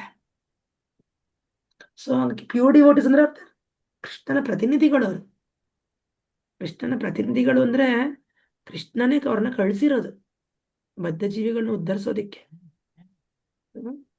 ಸೊ ಹಾಗಾಗಿ ಈ ಪ್ಯೂರ್ ಡಿವೋಟಿಸ್ ಏನಂತಾರೆ, ಅಷ್ಟು ಎಂಜಾಯ್ ಮಾಡ್ತಾರೆ ಅಂತ ಕೃಷ್ಣ. ಯಾವಾಗ್ಲೂ ನನ್ನ ವಿಷಯದ ಬಗ್ಗೆ ಚರ್ಚೆ ಮಾಡ್ಕೊಂಡು ಶ್ರೀಮದ್ ಭಾಗವತಮ್ಗೆ ಹೇಳಿದ್ನಲ್ವಾ, ಅದೇ ಹೇಳ್ತಾರೆ ನೋಡಿ. ಭಾಗವತಮಲ್ಲಿ ಯಾವುದೇ ರೀತಿ ಶ್ರೀಮದ್ ಭಾಗವತಮೂ ಅಷ್ಟೇ ಓದೋದ್ರಿಂದ ನಮ್ಗೆ ತುಂಬಾ ಚೆನ್ನಾಗಿ ಭಗವಂತನ ಜೊತೆ ಇರೋ ಸಂಬಂಧ ಕೂಡ ಎಸ್ಟಾಬ್ಲಿಷ್ ಆಗತ್ತೆ ಅಂತಾರೆ. ಶ್ರೀಮದ್ ಭಾಗವತಂ ಪುರಾಣಂ ಅಮಲಂ ಯತ್ ವೈಷ್ಣವಾನಾಂ ಪ್ರಿಯಂ. ಅಂದ್ರೆ ಶ್ರೀಮದ್ ಭಾಗವತ ಪುರಾಣ ಏನಿದೆಯಲ್ಲ, ಅಮಲ ಪುರಾಣ. ಅಮಲ ಅಂದ್ರೆ ಮಲ ಇಲ್ಲಿರೋ ಅಂತ ಪುರಾಣ. ಕೇವಲ ಭಗವಂತ ಕೃಷ್ಣನ ಒಂದು ಏನದು ಒಂದು ಪೊಸಿಷನ್ ಬಗ್ಗೆ ಮಾತಾಡೋದಲ್ಲಿ ಅಲ್ವಾ. ಕೃಷ್ಣ ಸುಪ್ರೀಂ ಪರ್ಸನಾಲಿಟಿ ಅನ್ನೋದು ಶ್ರೀಮದ್ ಭಾಗವತಮಲ್ಲಿ ಕ್ಲಿಯರ್ ಆಗಿದೆ. ಬೇರೆ ಶಾಸ್ತ್ರದಲ್ಲಿ ಅದಿಲ್ಲ. ಬೇರೆ ಶಾಸ್ತ್ರದಲ್ಲಿ ಅದು ಅಷ್ಟು ಕ್ಲಿಯರ್ ಆಗಿದೆ. ಯಾಕಂದ್ರೆ ಇದು ಅಮಲ ಪುರಾಣ. ಅಂಡ್ ಯದ್ ವೈಷ್ಣವಾನ ಪ್ರೇಮ. ಈ ಭಾಗವತದಲ್ಲಿ ಯಾವುದೇ ರೀತಿ ಧರ್ಮ, ಅರ್ಥ ನೋಡಿ, ಈ ವೃತ್ತಾಂತದಲ್ಲಿ ಭೌತಿಕ ಚಟುವಟಿಕೆಗಳಿಗೆ ಆರ್ಥಿಕ ಅಭಿವೃದ್ಧಿ, ಇಂದ್ರಿಯ ತೃಪ್ತಿ, ಮುಕ್ತಿಯನ್ನು ಕುರಿತು ಏನೂ ಇಲ್ಲ. ಪರಮಪ್ರಭುವಿನ ಮತ್ತು ಅವನ ಭಕ್ತರ ಆಧ್ಯಾತ್ಮಿಕ ಸ್ವಭಾವವನ್ನು ಸಂಪೂರ್ಣವಾಗಿ ವರ್ಣಿಸುವ ಒಂದೇ ಒಂದು ನಿರೂಪಣೆ ಶ್ರೀಮದ್ ಭಾಗವತ. ಹೌದಾ? ತರುಣ ತರುಣಿಯರು ಪರಸ್ಪರ ಸಹವಾಸದಲ್ಲಿ ಸಂತೋಷ ಪಡುವಂತೆ ಕೃಷ್ಣ ಪ್ರಜ್ಞೆಯಲ್ಲಿರುವ ಸಾಕ್ಷಾತ್ಕಾರ ಪಡೆದ ಚೇತನರು ಇಂತಹ ಆಧ್ಯಾತ್ಮಿಕ ಸಾಹಿತ್ಯಗಳನ್ನು ಕೇಳುವುದರಲ್ಲಿ ಸದಾ ಸಂತೋಷ ಪಡುತ್ತಾರೆ. ತಾನೆ ನಿಮ್ಗೆ ಹುಡುಗ ಹುಡುಗಿ ಒಂದು ಯೌವನದಲ್ಲಿ ಬಂದಾಗ ಯಾವ ತರ ಎಂಜಾಯ್ ಮಾಡ್ತಾರೋ ಪರಸ್ಪರ ನೋಡೋದಿಕ್ಕೆ, ಕೇಳೋದಿಕ್ಕೆ, ಮಾತಾಡೋದಿಕ್ಕೆ ಹಾತೊರಿತಿರ್ತಾರೆ. ನಾನು ಯಾವಾಗ ನೋಡ್ತೀನೋ ನನ್ನ ಪ್ರೇಯಸಿನ, ನಾನು ಯಾವಾಗ ನೋಡ್ತೀನೋ ನನ್ನ ಪ್ರಿಯತಮನ. ಅದೇ ತರ ನಮ್ಮ ಭಕ್ತರು ಹಂಗೆ, ಯಾವಾಗ ನೋಡ್ತೀನಿ, ಯಾವಾಗ ಓದ್ತೀನೋ ಈ ಶ್ರೀಮದ್ ಭಾಗವತನ, ಯಾವಾಗ ಕೇಳ್ತೀನೋ ಆ ಕೃಷ್ಣ ಕಥನ, ಮನ್ಸಲ್ಲಾಗೆ ತುಂಬಿರುತ್ತೆ. ಆದ್ರೆ ಇದು ಪವಿತ್ರ ಅಲ್ವಾ? ಇದನ್ನ ಯಾವುದಕ್ಕೂ ಪ್ರಪಂಚಕ್ಕೆ ಬಂಧಿಸಲ್ಲ. ಆದ್ರೆ ಆ ಹುಡುಗ ಹುಡುಗಿ ಆಡುವಂತ ಪರಸ್ಪರ ಆಕರ್ಷಣೆ ಏನಿದೆಯೋ ಅದು ಭೌತಿಕ ಬಂಧನಕ್ಕೆ ಬಂಧಿಸತ್ತೆ. ಆ ಆಕರ್ಷಣೆ ಭೌತಿಕ ಆಕರ್ಷಣೆ ಅಲ್ವಾ? ಅದರಿಂದ ಕಷ್ಟ ಅನ್ನೋದು ಲೈನಾಗಿ ನಿಂತಿರುತ್ತೆ ಅಲ್ವಾ? ಬಟ್ ಕೃಷ್ಣನ್ಗೆ ಮನ್ಸು ಕೊಟ್ಟಿರೋ ಭಕ್ತರಿಗೆ ಎಲ್ಲಿದೆ ಕಷ್ಟ? ಎಲ್ಲೆಲ್ಲೂ ಇಲ್ಲ ಕಷ್ಟ, ಎಲ್ಲೋ ಇದೆ, ಎಲ್ಲೋ ಎಲ್ಲೋ ದೂರಕ್ಕೂ ಇಲ್ಲ. ಆಕ್ಚುಲಿ ಕಷ್ಟ, ಭಯ ಅಲ್ವಾ ಯಾವುದೂ ಇರೋದಿಲ್ಲ ಭಕ್ತರ ಜೀವನದಲ್ಲಿ. ಅದು ಹೇಳ್ತಾರೆ. ನೆಕ್ಸ್ಟ್ ಶ್ಲೋಕಕ್ಕೆ ಹೋಗೋಣ. ಇದು ಬ್ಯೂಟಿಫುಲ್ ಶ್ಲೋಕ, 10ನೇ ಶ್ಲೋಕ. ತೇಷಾಂ ಸತತ ಯುಕ್ತಾನಾಂ ಭಜತಾಂ ಪ್ರೀತಿಪೂರ್ವಕಂ ದದಾಮಿ ಬುದ್ಧಿ ಯೋಗಂ ತಂ ಯೇನ ಮಾಮುಪಯಾಂತಿ ತೇ. ಏನಂತ ಕೃಷ್ಣ ಇದರಲ್ಲಿ ಅನುವಾದ ಓದ್ತಿದ್ದಾರೆ ಕೃಷ್ಣ. ನಾವು ಓದ್ಲೇರಿ ಮಾತಾಜಿ? ಓದಿ ಮಾತಾಜಿ. ನನ್ನ ಪ್ರೀತಿಪೂರ್ವಕನೇ ಅನುವಾದ. ನನ್ನ ಪ್ರೀತಿಪೂರ್ವಕ ಸೇವೆಗೆ ಸದಾ ಮುಡಿಪಾಗಿರುವವರಿಗೆ ಅವರು ನನ್ನ ಬಳಿಗೆ ಬರುವುದಕ್ಕೆ ಅಗತ್ಯವಾದ ಬುದ್ಧಿ ಯೋಗವನ್ನು ನಾನು ಕೊಡುತ್ತೇನೆ. ಹರೇ ಕೃಷ್ಣ ಮಾತಾಜಿ. ವೆರಿ ನೈಸ್ ಮಾತಾಜಿ. ನೋಡಿ, ಧನ್ಯವಾದ ಮಾತಾಜಿ. ನೋಡಿ ಎಷ್ಟು ಚೆನ್ನಾಗಿ ಹೇಳ್ತಾನೆ ಕೃಷ್ಣ. ನನ್ನ ಪ್ರೀತಿಪೂರ್ವಕ ಸೇವೆಗೆ ಸದಾ ಮುಡಿಪಾಗಿರುವವರಿಗೆ, ಕೃಷ್ಣನ ಭಕ್ತಿ ಸೇವೆ ಮಾಡೋದಿಕ್ಕೆ ಯಾರಿಗೆ ಆಕರ್ಷಣೆ ಬಂದಿದೆಯೋ, ಯಾರು ಶ್ರದ್ಧೆಯಿಂದ ನಡ್ಸ್ಕೊಂಡು ಹೋಗ್ತಾ ಇದ್ದಾರೋ, ಪ್ರೀತಿಯಿಂದ, ಭಗವಂತ ಅವ್ರಿಗೆ ಅಗತ್ಯವಾದಂತ ತಿಳುವಳಿಕೆ ಕೊಡ್ತಾನೆ. ತಿಳುವಳಿಕೆ ಅನ್ನೋದು ತುಂಬಾ ಮುಖ್ಯ ಅಲ್ವಾ? ಆ ಟೈಮ್ಗೆ, ಆ ಸಂದರ್ಭಕ್ಕೆ ನಮ್ಗೆ ತಲೆಗೆ ಹೊಳಿಬೇಕು ಅಲ್ವಾ? ಯಾವ್ದಾದ್ರು ಸಂದರ್ಭದಲ್ಲಿ ನಾವ್ ಇದ್ದಾಗ ನಮ್ ತಲೆಗೇನೋ ಹೊಳಿತಾ ಇರತ್ತೆ, ಅದ್ ತಕ್ಕಂಗೆ ನಾವು ನಡ್ಕೋತೀವಿ. ತಲೆಗೇನೋ ಒಂದು ವಿಚಾರ ಬರುತ್ತೆ, ನಮ್ ಬುದ್ಧಿ ಏನೋ ಹೇಳತ್ತೆ, ಅದ್ ತಕ್ಕಂಗೆ ನಾವು ಮಾಡ್ತೀವಿ ಅಲ್ವಾ? ಸೊ ನಮ್ ಬುದ್ಧಿ ತುಂಬಾ ಮುಖ್ಯ. ನಮ್ಗೆ ರೈಟ್ ನಾಲೆಜ್ ಇರೋದು ತುಂಬಾ ಮುಖ್ಯ ಅಲ್ವಾ? ಸೊ ಆ ತಿಳುವಳಿಕೆ, ಅಗತ್ಯವಾದ ತಿಳುವಳಿಕೆಯನ್ನು ನಾನು ಕೊಡುತ್ತೇನೆ ಅಂತ ಕೃಷ್ಣ ಮನಸ್ಸಲ್ಲೇ ಕೂತಿದ್ದಾನೆ ಅಲ್ವಾ? ಕೃಷ್ಣ ಏನಂತಾನೆ? ಅದು ಮತ್ತ ಸ್ಮೃತಿರ್ಜ್ಞಾನಂ ಅಪೋಹನಂಚ ಅಲ್ವಾ? 15ನೇ ಅಧ್ಯಾಯ 15ನೇ ಶ್ಲೋಕ ಭಗವದ್ಗೀತೆಯಲ್ಲಿ. ಮತ್ತಃ ಸ್ಮೃತಿ ಅಂದ್ರೆ ಜ್ಞಾಪಕ ಶಕ್ತಿ, ಜ್ಞಾನ ಅಪೋಹನಂಚ, ಮರಿವು ಅವನೇ ಕೊಡ್ತಾನೆ, ಬುದ್ಧಿಶಕ್ತಿನೂ ಅವನೇ ಕೊಡ್ತಾನೆ, ಜ್ಞಾಪಕ ಶಕ್ತಿನೂ ಅವನೇ ಕೊಡ್ತಾನೆ. ಕೃಷ್ಣನ ಹತ್ರ ಹೋಗ್ಬೇಕು, ಕೃಷ್ಣನ ಸೇವೆ ಮಾಡ್ಬೇಕು ಅನ್ನೋದಕ್ಕೆ ನಮ್ಗೆ ಬುದ್ಧಿ ಕೊಡೋದು ಕೇವಲ ಭಗವಂತನೇ. ಯಾವಾಗ ಒಬ್ಬ ವ್ಯಕ್ತಿ ಪೂರ್ಣ ನಿರ್ಣಯಿಸಿದಾನೋ, ಪೂರ್ತಿಯಾಗಿದೆ, ಹೌದು ಕೇವಲ ಭಗವಂತನ ಭಕ್ತಿನೇ ಮಾಡ್ಬೇಕು, ನಾನು ಭಗವಂತನ ಧಾಮಕ್ಕೆ ಹೋಗ್ಬೇಕು ಅಲ್ವಾ? ಆವಾಗ ಆ ವ್ಯಕ್ತಿ ಬುದ್ಧಿ ಯೋಗದಿಂದ ಕಾರ್ಯ ಮಾಡೋದಕ್ಕೆ ಅವನಿಗೆ ಎಲ್ಲಾ ರೀತಿ ಅನುಕೂಲ ಮಾಡಿಕೊಡ್ತಾನೆ. ನೋಡಿ, ಬುದ್ಧಿ ಯೋಗ ಎಂದರೆ ಕೃಷ್ಣ ಪ್ರಜ್ಞೆಯಲ್ಲಿ ಕಾರ್ಯ ಮಾಡುವುದು, ಅದೇ ಅತ್ಯುನ್ನತ ಬುದ್ಧಿವಂತಿಕೆ. ಬುದ್ಧಿ ಎಂದರೆ ಯೋಚನಾ ಶಕ್ತಿ, ಯೋಗ ಎಂದರೆ ಆಧ್ಯಾತ್ಮಿಕ ಕ್ರಿಯೆ ಅಥವಾ ಯೋಗದಿಂದ ಉತ್ಥಾನ. ಮನುಷ್ಯನು ಭಗವದ್ಧಾಮಕ್ಕೆ ಹಿಂದಿರುಗಲು ಪ್ರಯತ್ನಿಸಿದಾಗ, ಭಕ್ತಿ ಸೇವೆಯಲ್ಲಿ ಕೃಷ್ಣ ಪ್ರಜ್ಞೆಯನ್ನು ಕೈಗೊಂಡಾಗ ಅವನ ಕ್ರಿಯೆಗೆ ಬುದ್ಧಿಯೋಗ ಎಂದು ಹೆಸರು. ಬುದ್ಧಿಯೋಗವು ಮನುಷ್ಯನು ಈ ಜಗತ್ತಿನ ಗೋಜಿನಿಂದ ಪಾರಾಗುವ ಪ್ರಕ್ರಿಯೆ. ಪ್ರಗತಿಯ ಕಟ್ಟಕಡೆಯ ಗುರಿ ಕೃಷ್ಣನೇ. ಜನಕ್ಕೆ ಇದು ತಿಳಿಯದು. ಆದುದರಿಂದ ಭಕ್ತರ ಮತ್ತು ಅಧಿಕಾರಯುತ ಗುರುಗಳ ಸಹವಾಸವು ಮುಖ್ಯ. ಕೃಷ್ಣನೇ ಗುರಿ ಎಂದು ತಿಳಿದುಕೊಳ್ಳಬೇಕು. ಗುರಿಯನ್ನು ನಿಶ್ಚಯ ಮಾಡಿಕೊಂಡ ಮೇಲೆ ದಾರಿಯನ್ನು ನಿಧಾನವಾಗಿ ಆದರೆ ಮುಂದಕ್ಕೆ ಸಾಗುತ್ತಾ ಕ್ರಮಿಸಲಾಗುವುದು. ಅಲ್ವಾ? ಗುರಿ ಏನು ಅಂತ ನಮಗೆ ಗೊತ್ತಿಲ್ಲ ಅನ್ಕೊಳ್ಳಿ, ಸ್ವರ್ಗನೇ ನಮ್ ಗುರಿ ಅನ್ಕೊಂಡ್ರೆ ಅನ್ಕೊಳ್ಳಿ, ಎಷ್ಟು ಜನಕ್ಕೆ ಅದೇ ಗೊತ್ತಿಲ್ಲ. ಆಕ್ಚುಲಿ ಎಷ್ಟೋ ಜನಕ್ಕೆ ವೈಕುಂಠನೇ ಗೊತ್ತಿಲ್ಲ, ಸ್ವರ್ಗನೇ ವೈಕುಂಠ ಅನ್ಕೊಂಡಿದ್ದಾರೆ. ನಾನು ಮಾತಾಡಿರೋ ದೊಡ್ಡ ದೊಡ್ಡ ಒಳ್ಳೆ ಒಳ್ಳೆ ಫ್ಯಾಮಿಲಿದಲ್ಲಿ ಬಂದಿರೋ ವ್ಯಕ್ತಿಗಳ ಬಗ್ಗೆ ಹೇಳ್ತಾ ಇರೋದು ನಾನು.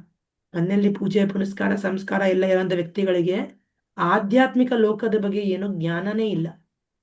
ಸ್ವರ್ಗ ಲೋಕನೇ ಆಧ್ಯಾತ್ಮಿಕ ಜ್ಞಾನ ಅನ್ಕೋತಾರ ಅವರು. ಅಂದ್ರೆ ಅಲ್ಲಿಗೆ ಹೋಗೋದೇ ತುಂಬಾ ಕಷ್ಟ ಆಕ್ಚುಲಿ, ನೋ ಡೌಟ್. ಸ್ವರ್ಗಕ್ಕೆ ಹೋಗೋದು ತುಂಬಾ ಕಷ್ಟ ಇದೆ, ಸಾಕಷ್ಟು ಪುಣ್ಯ ಬೇಕು ಸ್ವರ್ಗಕ್ಕೆ ಹೋಗೋದಕ್ಕೆ. ಅಂಥದ್ರಲ್ಲಿ ಕೃಷ್ಣ ಕೊಡ್ತಾ ಇರೋಂಥ ಗುರಿ ಏನಪ್ಪಾ ಅಂದ್ರೆ, ಎಷ್ಟೋ ಕೋಟಿ ಕೋಟಿ ಕೋಟಿ ಕಿಲೋಮೀಟರ್ ದೂರ ಇರೋಂಥ ಗೋಲೋಕ ವೃಂದಾವನ ಆಧ್ಯಾತ್ಮಿಕ ಲೋಕದ ದಾರಿ ತೋರಿಸ್ತಾ ಇದ್ದಾನೆ ನಮ್ಗೆ. ದಾರಿ ಸಿಗ್ತಾ ಇರೋದು ನಮ್ಗೆ ಈ ಭಾಗವತ ಭಗವದ್ಗೀತಾ ಗ್ರಂಥಗಳನ್ನ ಓದೋದ್ರಿಂದ ಮಾತ್ರ ಗೊತ್ತಾಗತ್ತೆ. ಓನ್ಲಿ ಕೃಷ್ಣನ್ ಕಥೆಯಿಂದ, ಕೃಷ್ಣನ ನಾಮ ಸಂಕೀರ್ತನೆಯಿಂದ ಸಾಧ್ಯ ಇದು. ಪರಿಶುದ್ಧ ಭಕ್ತರ ಸಹವಾಸದಿಂದ ಸಾಧ್ಯ. ನೋಡಿ ಇಲ್ಲಿ ಹೇಳಿದಾರಲ್ವ, ಅಧಿಕಾರಯುತ ಗುರುಗಳ ಸಹವಾಸವು ಮುಖ್ಯ. ಒಂದು ಗುರು ಎಲ್ಲದಕ್ಕೂ ಬೇಕು. ಗುರು ಭೌತಿಕ ಜೀವನದಲ್ಲಿ ನಮಗೆ ಗುರು ಬೇಡವಾ?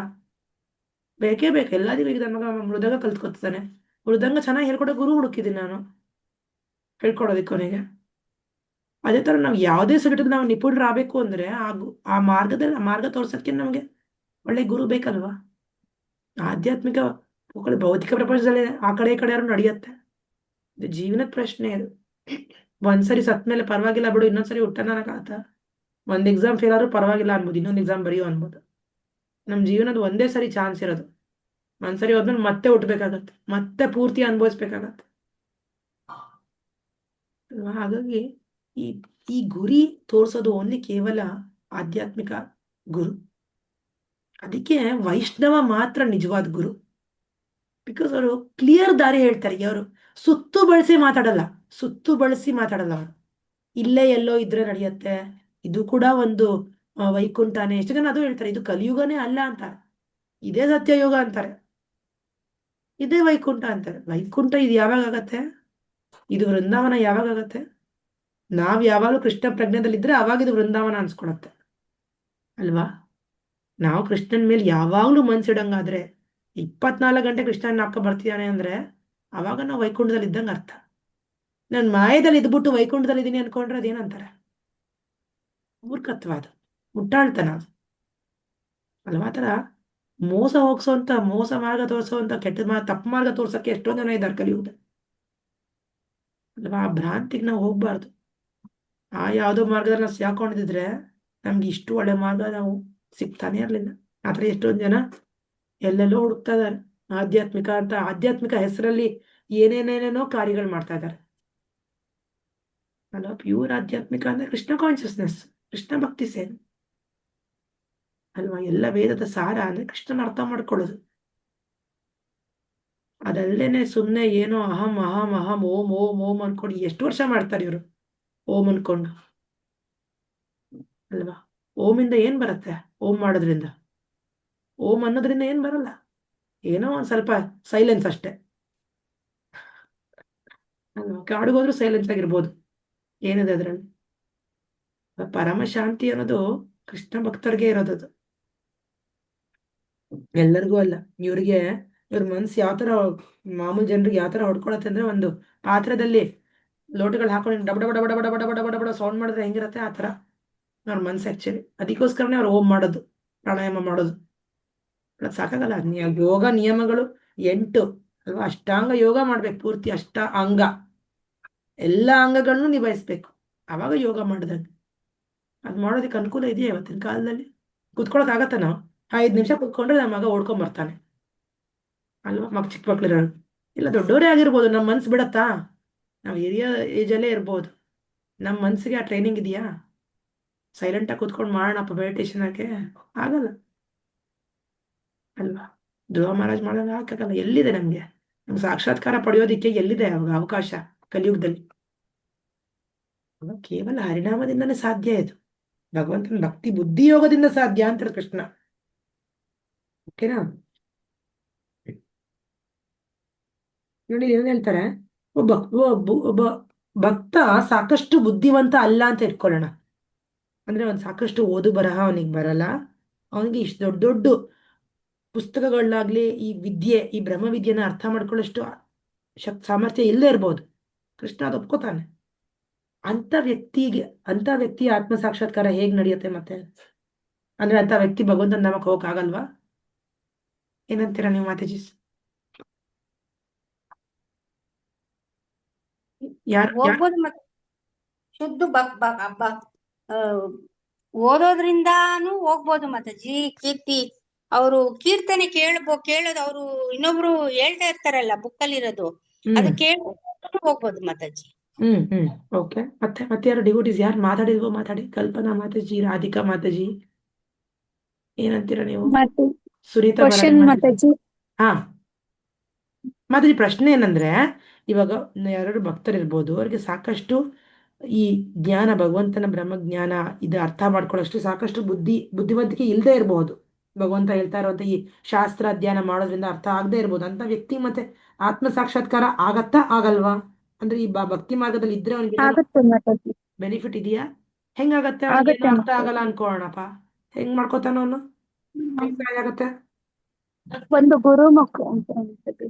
ಒಂದು ಗುರು ಆಶ್ರಯ ತಗೊಂಡ್ಬಿಟ್ಟು ಅವರು 4 ನಿಯಮಗಳು ಫಾಲೋ ಮಾಡ್ಬಿಟ್ಟು ಹ್ಮ್ ಜಪ ಮಾಡಕ್ಕೇನು ಶಾಸ್ತ್ರ ಓದ್ಬೇಕಾಗಿರ್ಲಿಲ್ಲಲ್ಲ ಮಾತಾಜಿ.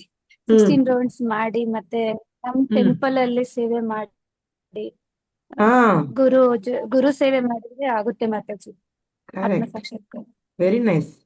ನೋಡಿ, ಮನುಷ್ಯನಿಗೆ ಸದ್ಗುರುವು ಇರಬಹುದು, ಆತನು ಒಂದು ಆಧ್ಯಾತ್ಮಿಕ ಸಂಘಕ್ಕೆ ಸೇರಿರಬಹುದು. ಆದರೂ ಆತನು ಮುನ್ನಡೆಯುವಷ್ಟು ಬುದ್ಧಿವಂತನಲ್ಲದಿದ್ದರೆ ಒಳಗಿನಿಂದ ಕೃಷ್ಣವಿಲ್ಲದೆ ಕಡೆಗೆ ಹೇಗೆ ತನ್ನ ಬಳಿಗೆ ಬರಬಹುದು ಎಂದು ಸೂಚನೆಗಳನ್ನು ಕೊಡುತ್ತಾನೆ. ಇದಕ್ಕೆ ಬೇಕಾದ ಅರ್ಹತೆ ಎಂದರೆ ಮನುಷ್ಯನು ಸದಾ ಕೃಷ್ಣ ಪ್ರಜ್ಞೆಯಲ್ಲಿ ನಿರತನಾಗಿದ್ದು ಪ್ರೀತಿ ಮತ್ತು ಭಕ್ತಿಯಿಂದ ಎಲ್ಲಾ ಬಗೆಯ ಸೇವೆಗಳನ್ನು ಸಲ್ಲಿಸಬೇಕು. ಆತನು ಕೃಷ್ಣನಿಗಾಗಿ ಏನಾದರೂ ಕೆಲಸವನ್ನು ಮಾಡಬೇಕು, ಆ ಕೆಲಸವನ್ನು ಪ್ರೀತಿಯಿಂದ ಮಾಡಬೇಕು.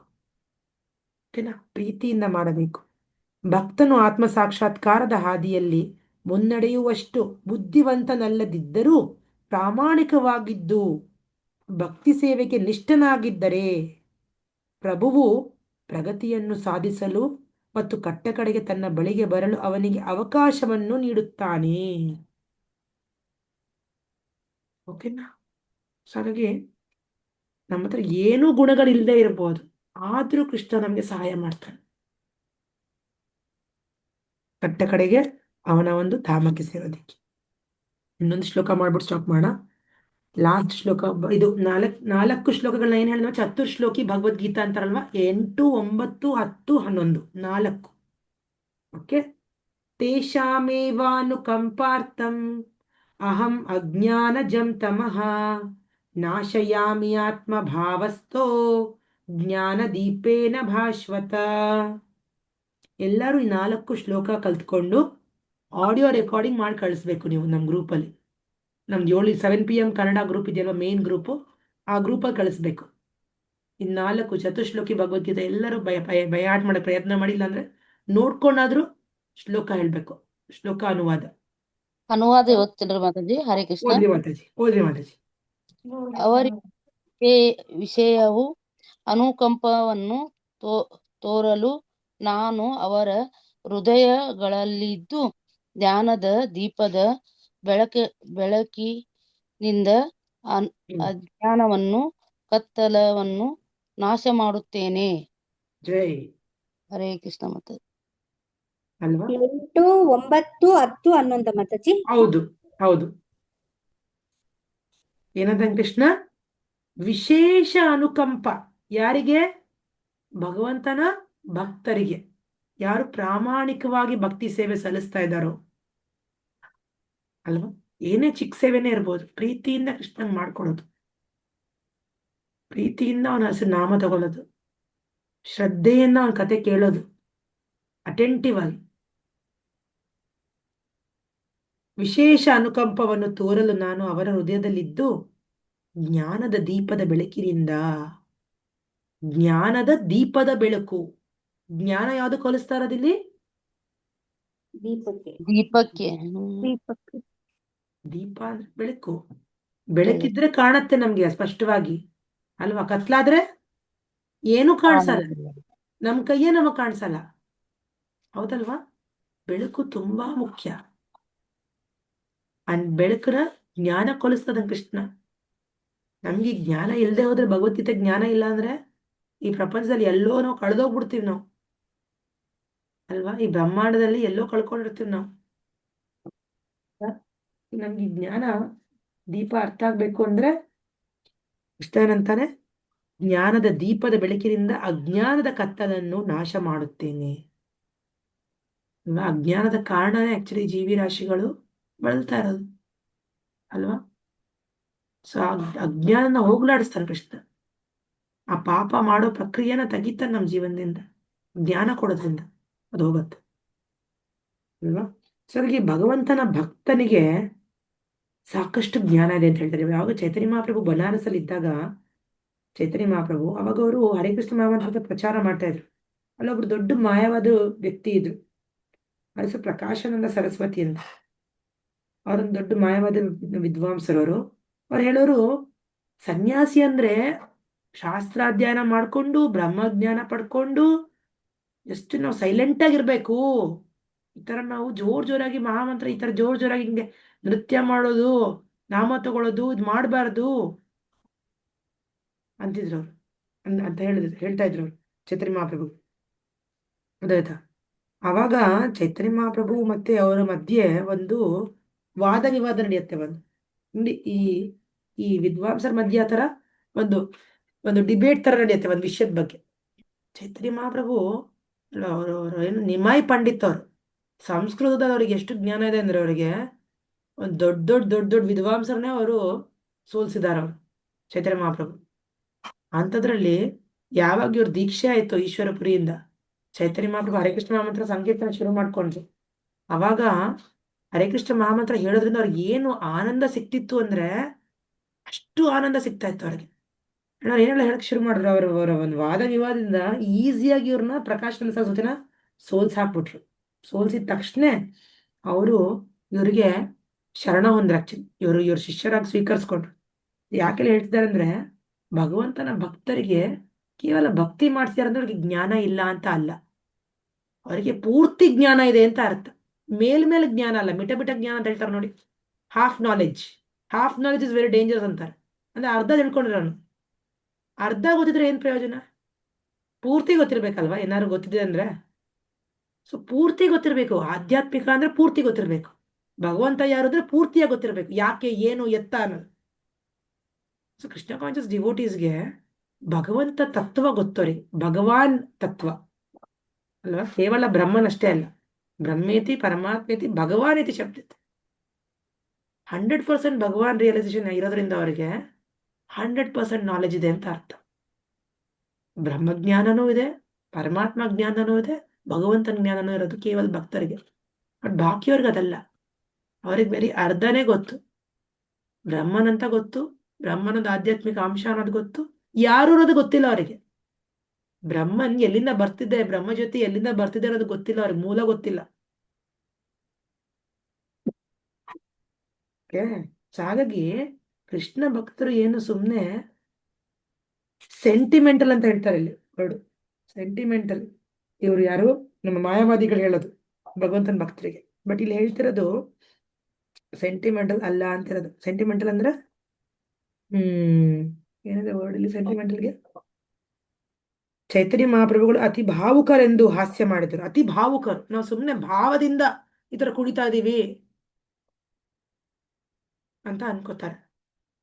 ಸೊ ಭಾವ ನಾಲೆಜ್ ಇಂದ ಬರ್ತಾ ಇರೋದು, ಜ್ಞಾನ ನಮ್ಗೆ ಅದನ್ನ ಕರ್ಕೊಂಡು ಹೋಗ್ತಾ ಇರೋದ ಭಾವಕ್ಕೆ. ಸೊ ಅದು ಕರೆಕ್ಟ್ ಅಂತ ಅರ್ಥ. ತತ್ವದಿಂದ ನಾವು ಕೃಷ್ಣನ ಅರ್ಥ ಮಾಡ್ಕೊಳ್ತಿರೋದ್ರಿಂದ ಅದು ಪರ್ಫೆಕ್ಟ್ ಅಂತ ಅರ್ಥ. ಸೊ ತತ್ವ ಫಿಲಾಸಫಿ ಇಲ್ದೇ ನಾವು ಕೃಷ್ಣ ಯಾರು ಅಂತ ಗೊತ್ತಾಗಲ್ಲ ನಮ್ಗೆ, ಅಲ್ವಾ? ವಿತ್ ನಾಲೆಜ್, ವಿತ್ ತತ್ವ, ಶಾಸ್ತ್ರ, ಫಿಲಾಸಫಿ ತತ್ವನೇ. ಅದಕ್ಕೆ ನೋಡಿ, ತತ್ವ ಅರ್ಥ ಮಾಡ್ಕೊಳ್ಳೋದು ತುಂಬಾ ಕಷ್ಟ ಅಂತಾರೆ.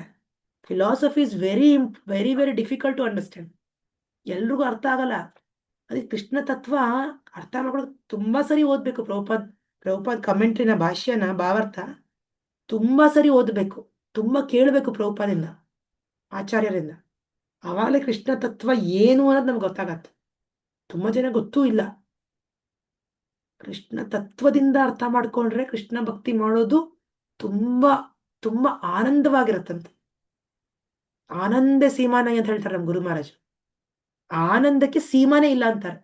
ಅಂದ್ರೆ ವಿತ್ ಸೋ ಮನಿ ಅವ್ರು ಕೂತಿರೋದು ವೀಲ್ ಚೇರ್ ಅಲ್ಲಿ, ಅವ್ರು ಇರೋದು ಹಾಸ್ಪಿಟಲ್. ಯಾವಾಗಂದ್ರೆ ಅವಾಗ ಅವ್ರನ್ನ ಕರ್ಕೊಂಡು ಹೋಗ್ತಿರ್ತಾರೆ ಟ್ರೀಟ್ಮೆಂಟ್ಗೆ. ಅವ್ರಿಗೆ ಏನು ಟೆನ್ಷನು, ಭಯ, ಅವರೆಲ್ಲ ಅವ್ರ ಹತ್ರದಲ್ಲೂ ಇಲ್ಲ. ಅವ್ರು ಯಾವಾಗಲೂ ಕೃಷ್ಣ ಭಕ್ತದಲ್ಲಿ ಇರ್ತಾರೆ.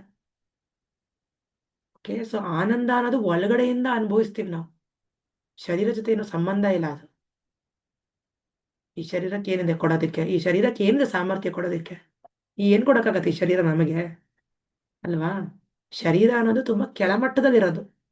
ಶರೀರ ಅಥವಾ ಇಂದ್ರಿಯಗಳಂದ್ರೆ ಅದ್ರ ಮೇಲಿರೋದು ನಮ್ಮ ಮನಸ್ಸು, ಅದ್ರ ಮೇಲಿರೋದು ನಮ್ಮ ಬುದ್ಧಿ, ಅದ್ರ ಮೇಲಿರೋದು ನಾವು ಜೀವಿ, ಅಲ್ವಾ? ಸೊ ನಮಗೆ ಈ ಶರೀರದ ಮೇಲೆ ನಮಗೆ ನಿಯಂತ್ರಣ ಇರಬೇಕು. ನಮಗೆ ನಮ್ಮ ಇಮೋಷನ್ಸ್ ಮೇಲೆ, ನಮ್ಮ ವಿಚಾರಗಳ ಮೇಲೆ ನಮಗೆ ಕಂಟ್ರೋಲ್ ಇರಬೇಕು, ಅಲ್ವಾ? ಯಾರೋ ಒಂದು ಇದಕ್ಕೆ ನಾವು ಜಾರ್ಕೊಂಡು ಹೋಗ್ಬಿಡೋದಲ್ಲ ಭಕ್ತರನ್ನ. ಸೊ ಕೃಷ್ಣ ಏನಂತಾನೆ, ಅವನ ಭಕ್ತರಿಗೆ ಅವನು ಸ್ಪೆಷಲ್ ಮರ್ಸಿ ಕೊಡ್ತಾನೆ. ಈ ಅಂಧಕಾರನ ತೆಗೆದ್ಬಿಟ್ಟು, ಏನು ಜೀವರಾಶಿಗಳು ಅಂಧಕಾರದ ಕಾರಣದಿಂದ ಕೋಟಿ ಕೋಟಿ ವರ್ಷಗಳು, ಕೋಟಿ ಕೋಟಿ ಜನ್ಮಗಳು ಈ ಪ್ರಪಂಚದಲ್ಲಿ ತಿರುಗಾಡ್ತಾ ಇದ್ದಾರೋ, ಅಲ್ವಾ? ಅದು ಹೋಗ್ಲಾಡ್ಸೋದು ಕೇವಲ ಭಗವಂತನ ಈ ಒಂದು ಅಪಾರ ಕೃಪೆಯಿಂದ ಸಾಧ್ಯ. ಈ ಅಂಧಕಾರನ ತೆಗೆದ್ಬಿಟ್ಟು ಹೇಳ್ತಾರೆ, pure devotee always has Krishna with in his heart. The presence of Krishna is just like the sun, and darkness of ignorance is at once dissipated. ಅಲ್ವಾ? ಸೂರ್ಯೋದಯ ಆದಾಗ ಬೆಳಿಗ್ಗೆ ಹೊತ್ತು ಸ್ವಲ್ಪನೇ ನಮ್ಗೆ ಬೆಳಕು ಕಾಣುತ್ತೆ. ಬಟ್ ಮಧ್ಯಾಹ್ನ 12 ಗಂಟೆಗೆ ಎಷ್ಟಿರುತ್ತೆ ಬೆಳಕು? ಪೂರ್ತಿ ಬೆಳಕಿರುತ್ತೆ ಇಡೀ ಪ್ರಪಂಚಕ್ಕೆ, ಅಲ್ವಾ? ಸೊ ಕೃಷ್ಣ ಪ್ರಜ್ಞೆ ಅಂದ್ರೆ ಪೂರ್ತಿ ಬೆಳಕು, ಬ್ರೈಟ್ ಇದ್ದಂಗೆ ಪೂರ್ತಿ. ನಮ್ಗೆಲ್ಲೂ ಒಂದು ಮೂಲೆಲ್ಲೂ ಸಂದಿನೂ ನಮ್ಗೆಲ್ಲೂ ಕತ್ಲೆ ಕಾಣಲ್ಲ 12 ಗಂಟೆಗೆ. So full light Krishna conscious ಅಂದ್ರೆ ಏನು ಅಲ್ಲಿ ಇದು ಮುಚ್ಚು ಮರೆ ಅನ್ನೋದೇನು ಇಲ್ಲವೇ ಇಲ್ಲ, ಎಲ್ಲ ಓಪನ್ ಅಷ್ಟೆ. ಯಾರು ಬೇಕಾದ್ರೂ ಮಾಡ್ಬೋದು ಕೃಷ್ಣ ಭಕ್ತಿ, ಯಾರು ಬೇಕಾದ್ರೂ ಮಾಡ್ಬೋದು. ಇದಕ್ಕೇನು ಅರ್ಹತೆ ಇಲ್ಲ, ನಮ್ಗೆ ಯಾರಿಗೂ ಏನೂ ಅರ್ಹತೆ ಇಲ್ಲ, ಅಲ್ವಾ? ನಮ್ಗೆ ಯಾರಿಗೂ ಏನೂ ಅರ್ಹತೆ ಇಲ್ಲ. ಯಾರೋ ಕೇಳಿದ್ರಂತೆ ಪ್ರಭುಪಾದ್ಗೆ, ಪ್ರಭುಪಾದ್ ನೀವು ಇಷ್ಟೆಲ್ಲ ಕೊಟ್ಟಿದ್ದೀರ ನಮ್ಗೆ, ನಾನು ಆಕ್ಚುಲಿ ಏನ್ ಮಾಡಿದೀನಿ ನನ್ನ ಹಳೆ ಜನ್ಮದಲ್ಲಿ, ನಾನು ಏನ್ ಪುಣ್ಯ ಮಾಡಿದ್ದೀನಿ ಅಂತ ನನ್ಗೆ ಇಷ್ಟೆಲ್ಲ ಸಿಕ್ಕಿದೆ? ನನ್ನ ಇಷ್ಟು ಭಾಗ್ಯವಂತನಾಗಿ ಮಾಡಿದೀರಾ, ಇಷ್ಟು ಫಾರ್ಚುನೇಟ್ ಮಾಡಿದೀರಾ. I have made you fortune, I have made your good fortune ಅಂದ್ರೆ ಪ್ರಭುಪಾದ್. ನಮಗೇನು ಅದೃಷ್ಟ ಇಲ್ಲ, ನಾವು ಅಷ್ಟು ಅದೃಷ್ಟ ಮಾಡ್ಕೊಂಡ್ ಬಂದಿಲ್ಲ ಕೃಷ್ಣನ ನಾಮ ತಗೊಳಕ್ಕೆ, ಕೃಷ್ಣನ ಕಥೆ ಕೇಳಕ್ಕೆ. ಆಕ್ಚುಲಿ ನಾವೆಲ್ಲ ಬದ್ಧಜೀವಿಗಳು, ನಮ್ಗೆ ಏನ್ ಹೇಳಿ ಸಾಮರ್ಥ್ಯ, ನಮ್ಮಲ್ಲಿ ಎನರ್ಜಿ ಇಲ್ಲ. ಬಟ್ ಆಚಾರ್ಯರು, ವೈಷ್ಣವ ಆಚಾರ್ಯರು ಅವರಷ್ಟು ಗ್ರೇಟ್ ಯಾರು ಇಲ್ಲ. ಓನ್ಲಿ ಅವರ ಕರುಣೆಯಿಂದನೇ ನಮ್ಗೆ ಸಿಕ್ಕಿರೋದು ಇದು. ಉಪಾದ್ ಬುಕ್ಸ್ ಇಲ್ದೆ ಹೋಗಿದ್ರೆ ನಮ್ ಗತಿ ಎಲ್ಲೋ ಅಂಧಕಾರದಲ್ಲಿ ಟಿವಿ ನೋಡ್ಕೊಂಡು ಎಲ್ಲೋ ಯಾವ್ದೋ ಪ್ರಪಂಚದಲ್ಲಿ ಇರ್ತಿದ್ವಿ, ತಮಸ್ ಜೀವನದಲ್ಲಿ ಇರ್ತಿದ್ವಿ ನಾವು, ತಮೋಗುಣದಲ್ಲಿ. ಸೊ ಇಂಥ ಒಂದು ದೀಪ ತೋರಿಸ್ತಾ ಇರೋ, ದೀಪ ಮಾರ್ಗದರ್ಶನ ತೋರಿಸ್ತಾ ಇರೋಂಥ ಗುರು ಆಚಾರ್ಯ ಈ ಪರಂಪರೆಗೆ ಸೇರಿಸಿದಾನೆ ಭಗವಂತ ಅಂದ್ರೆ ಎಲ್ಲ ಅವನ ಅಪಾರ ಕರುಣೆಯಿಂದ ಸಾಧ್ಯ. ಓಕೆನಾ? ಸೊ ಇದು ಇವತ್ತಿನ ಕ್ಲಾಸು. ನಾಳೆ ಮತ್ತೆ ಮುಂದುವರ್ಸೋಣ. ಈ ವಾರ ಏನಂದ್ರೆ ಡಿವೋಟೀಸ್ ಇವತ್ತು ನಾಳೆ ನಾಳಿದ್ದು 3 ದಿವಸನೂ 1 ಅವರ್ ಕ್ಲಾಸ್ ಮಾಡ್ಬೋಣ. ಓಕೆ, ಈ ಚಾಪ್ಟರ್ ಮುಗಿಸ್ಬೇಕಂತಿದ್ದೀನಿ, 8ನೇ ಅಧ್ಯಾಯ. ನಾನು ವಾಪಸ್ ಬೃಂದಾವನ್ ಹೋಗ್ತಾ ಇದ್ದೀನಿ. ನಾನು actually Saturday, Wednesday, Tuesday evening back ಆಗಿರ್ತೀನಿ ನಾನು. ಸೊ ಗುರುವಾರ ಅಥವಾ ಶುಕ್ರವಾರ ಕ್ಲಾಸ್ ಮಾಡೋಣ. ಓಕೆ, ಗುರುವಾರ ಶುಕ್ರವಾರ ನಾವು ರೀಡಿಂಗ್ ಕ್ಲಾಸ್ ಮಾಡೋಣ ಈ ವಾರ. ಓಕೆ, ಸೊ ಹಾಗಾಗಿ ಇವತ್ತು ನಾಳೆ ನಾಳಿದ್ದು 1 ಅವರ್ ಕ್ಲಾಸ್ ಮಾಡ್ಬಿಟ್ಟು ಎಂಡ್ ಮಾಡೋಣ, ಈ ಅಧ್ಯಾಯ ಮುಗಿಸೋಣ. ಓಕೆ, ಯಾರಿಗಾರ ಪ್ರಶ್ನೆ ಇದೆಯಾ? ಹರೇ ಕೃಷ್ಣ ಮಾತಾಜಿ. ಹರೇ ಕೃಷ್ಣ. ಇದು ಶ್ಲೋಕ ಹೇಳಿ ಇದು ಕಳಿಸ್ಬೇಕಂತ ಹೇಳಿದ್ರ, ಯಾರಿಗೆ ಯಾವ ಕ್ಲಾಸಿಗೆ ಕಳಿಸ್ಬೇಕ್ರಿ ಮಾತಾಜಿ? ಒಂದು ಗ್ರೂಪ್ ಇದೆ ನೋಡಿದ್ರೆ ನಮ್ದು 7 PM ಕನ್ನಡ ಅಂತ, ಗೀತಾ ಜ್ಞಾನ್ 12, ಗೀತಾ ಜ್ಞಾನ್ 12ನೇ ಬ್ಯಾಚ್ ಒಂದು ಗ್ರೂಪ್ ಇದೆಯಲ್ವಾ, ದೊಡ್ಡ ಮೇನ್ ಗ್ರೂಪ್. ಅಲ್ಲಿ ಕಳ್ಸ್ರಿ ಮಾತಾಜಿ. ಅಲ್ಲೆಲ್ಲ ಎಷ್ಟು ಜನ ಇದಾರಲ್ಲ ಅವರು ಕೇಳಿದಂಗಾಗುತ್ತೆ ಅಂತ. ಓಕೆ ಮಾತಾಜಿ, ಕಳಿಸಿ. ಜೈ ವಾಂಛಕಲ್ಪತರುಭ್ಯಶ್ಚ ಕೃಪಾ ಸಿಂಧುಭ್ಯೇವ ಪತಿತಾನಾಂ ಪಾವನೇಭ್ಯೋ ವೈಷ್ಣವೇಭ್ಯೋ ನಮೋ ನಮಃ. ಅನಂತ ಕೋಟಿ ವೈಷ್ಣವರಿಂದ ಕಿ ಜೈ, ಜಗದ್ಗುರು ಶ್ರೀಲ ಪ್ರಭುಪಾದ್ ಕಿ ಜೈ, ಶ್ರೀಮದ್ ಭಗವದ್ಗೀತಾ ಕಿ ಜೈ. ಎಲ್ಲರಿಗೂ ತುಂಬಾ ತುಂಬಾ ಧನ್ಯವಾದ. ಹರೇ ಕೃಷ್ಣ. ನೀವೆಲ್ಲ ಶಾರ್ಟ್ ನೋಟಿಸ್ ಅಲ್ಲಿ ಇವತ್ತು ಸೇರಿದ್ದೀರಾ, ತುಂಬಾ ತುಂಬಾ ಧನ್ಯವಾದ. ಹರೇ ಕೃಷ್ಣ. ಹರೇ ಕೃಷ್ಣ ಹರೇ ಮಾತಾಜಿ. ಕೃಷ್ಣ ಮಾತಾಜಿ. ಧನ್ಯವಾದ ಮಾತಾಜಿ. ಧನ್ಯವಾದ ದಂಡ ಹರೇ ಪ್ರಣಾಮ. ಕೃಷ್ಣ. ಧನ್ಯವಾದಗಳು ಮಾತಾಜಿ. ಧನ್ಯವಾದ ಹರೇ ಕೃಷ್ಣ ಮಾತಾಜಿ. ಹರೇ ಕೃಷ್ಣ. ದಂಡ ಕೃಷ್ಣ ಪ್ರಣಾಮ ಹರೇ ಕೃಷ್ಣ. ಮಾತಾಜಿ. ಹರೇ ಕೃಷ್ಣ. ಧನ್ಯವಾದ ಮಾತಾಜಿ. ಧನ್ಯವಾದ. ಹರೇ ಕೃಷ್ಣ ಮಾತಾಜಿ. ಧನ್ಯವಾದ.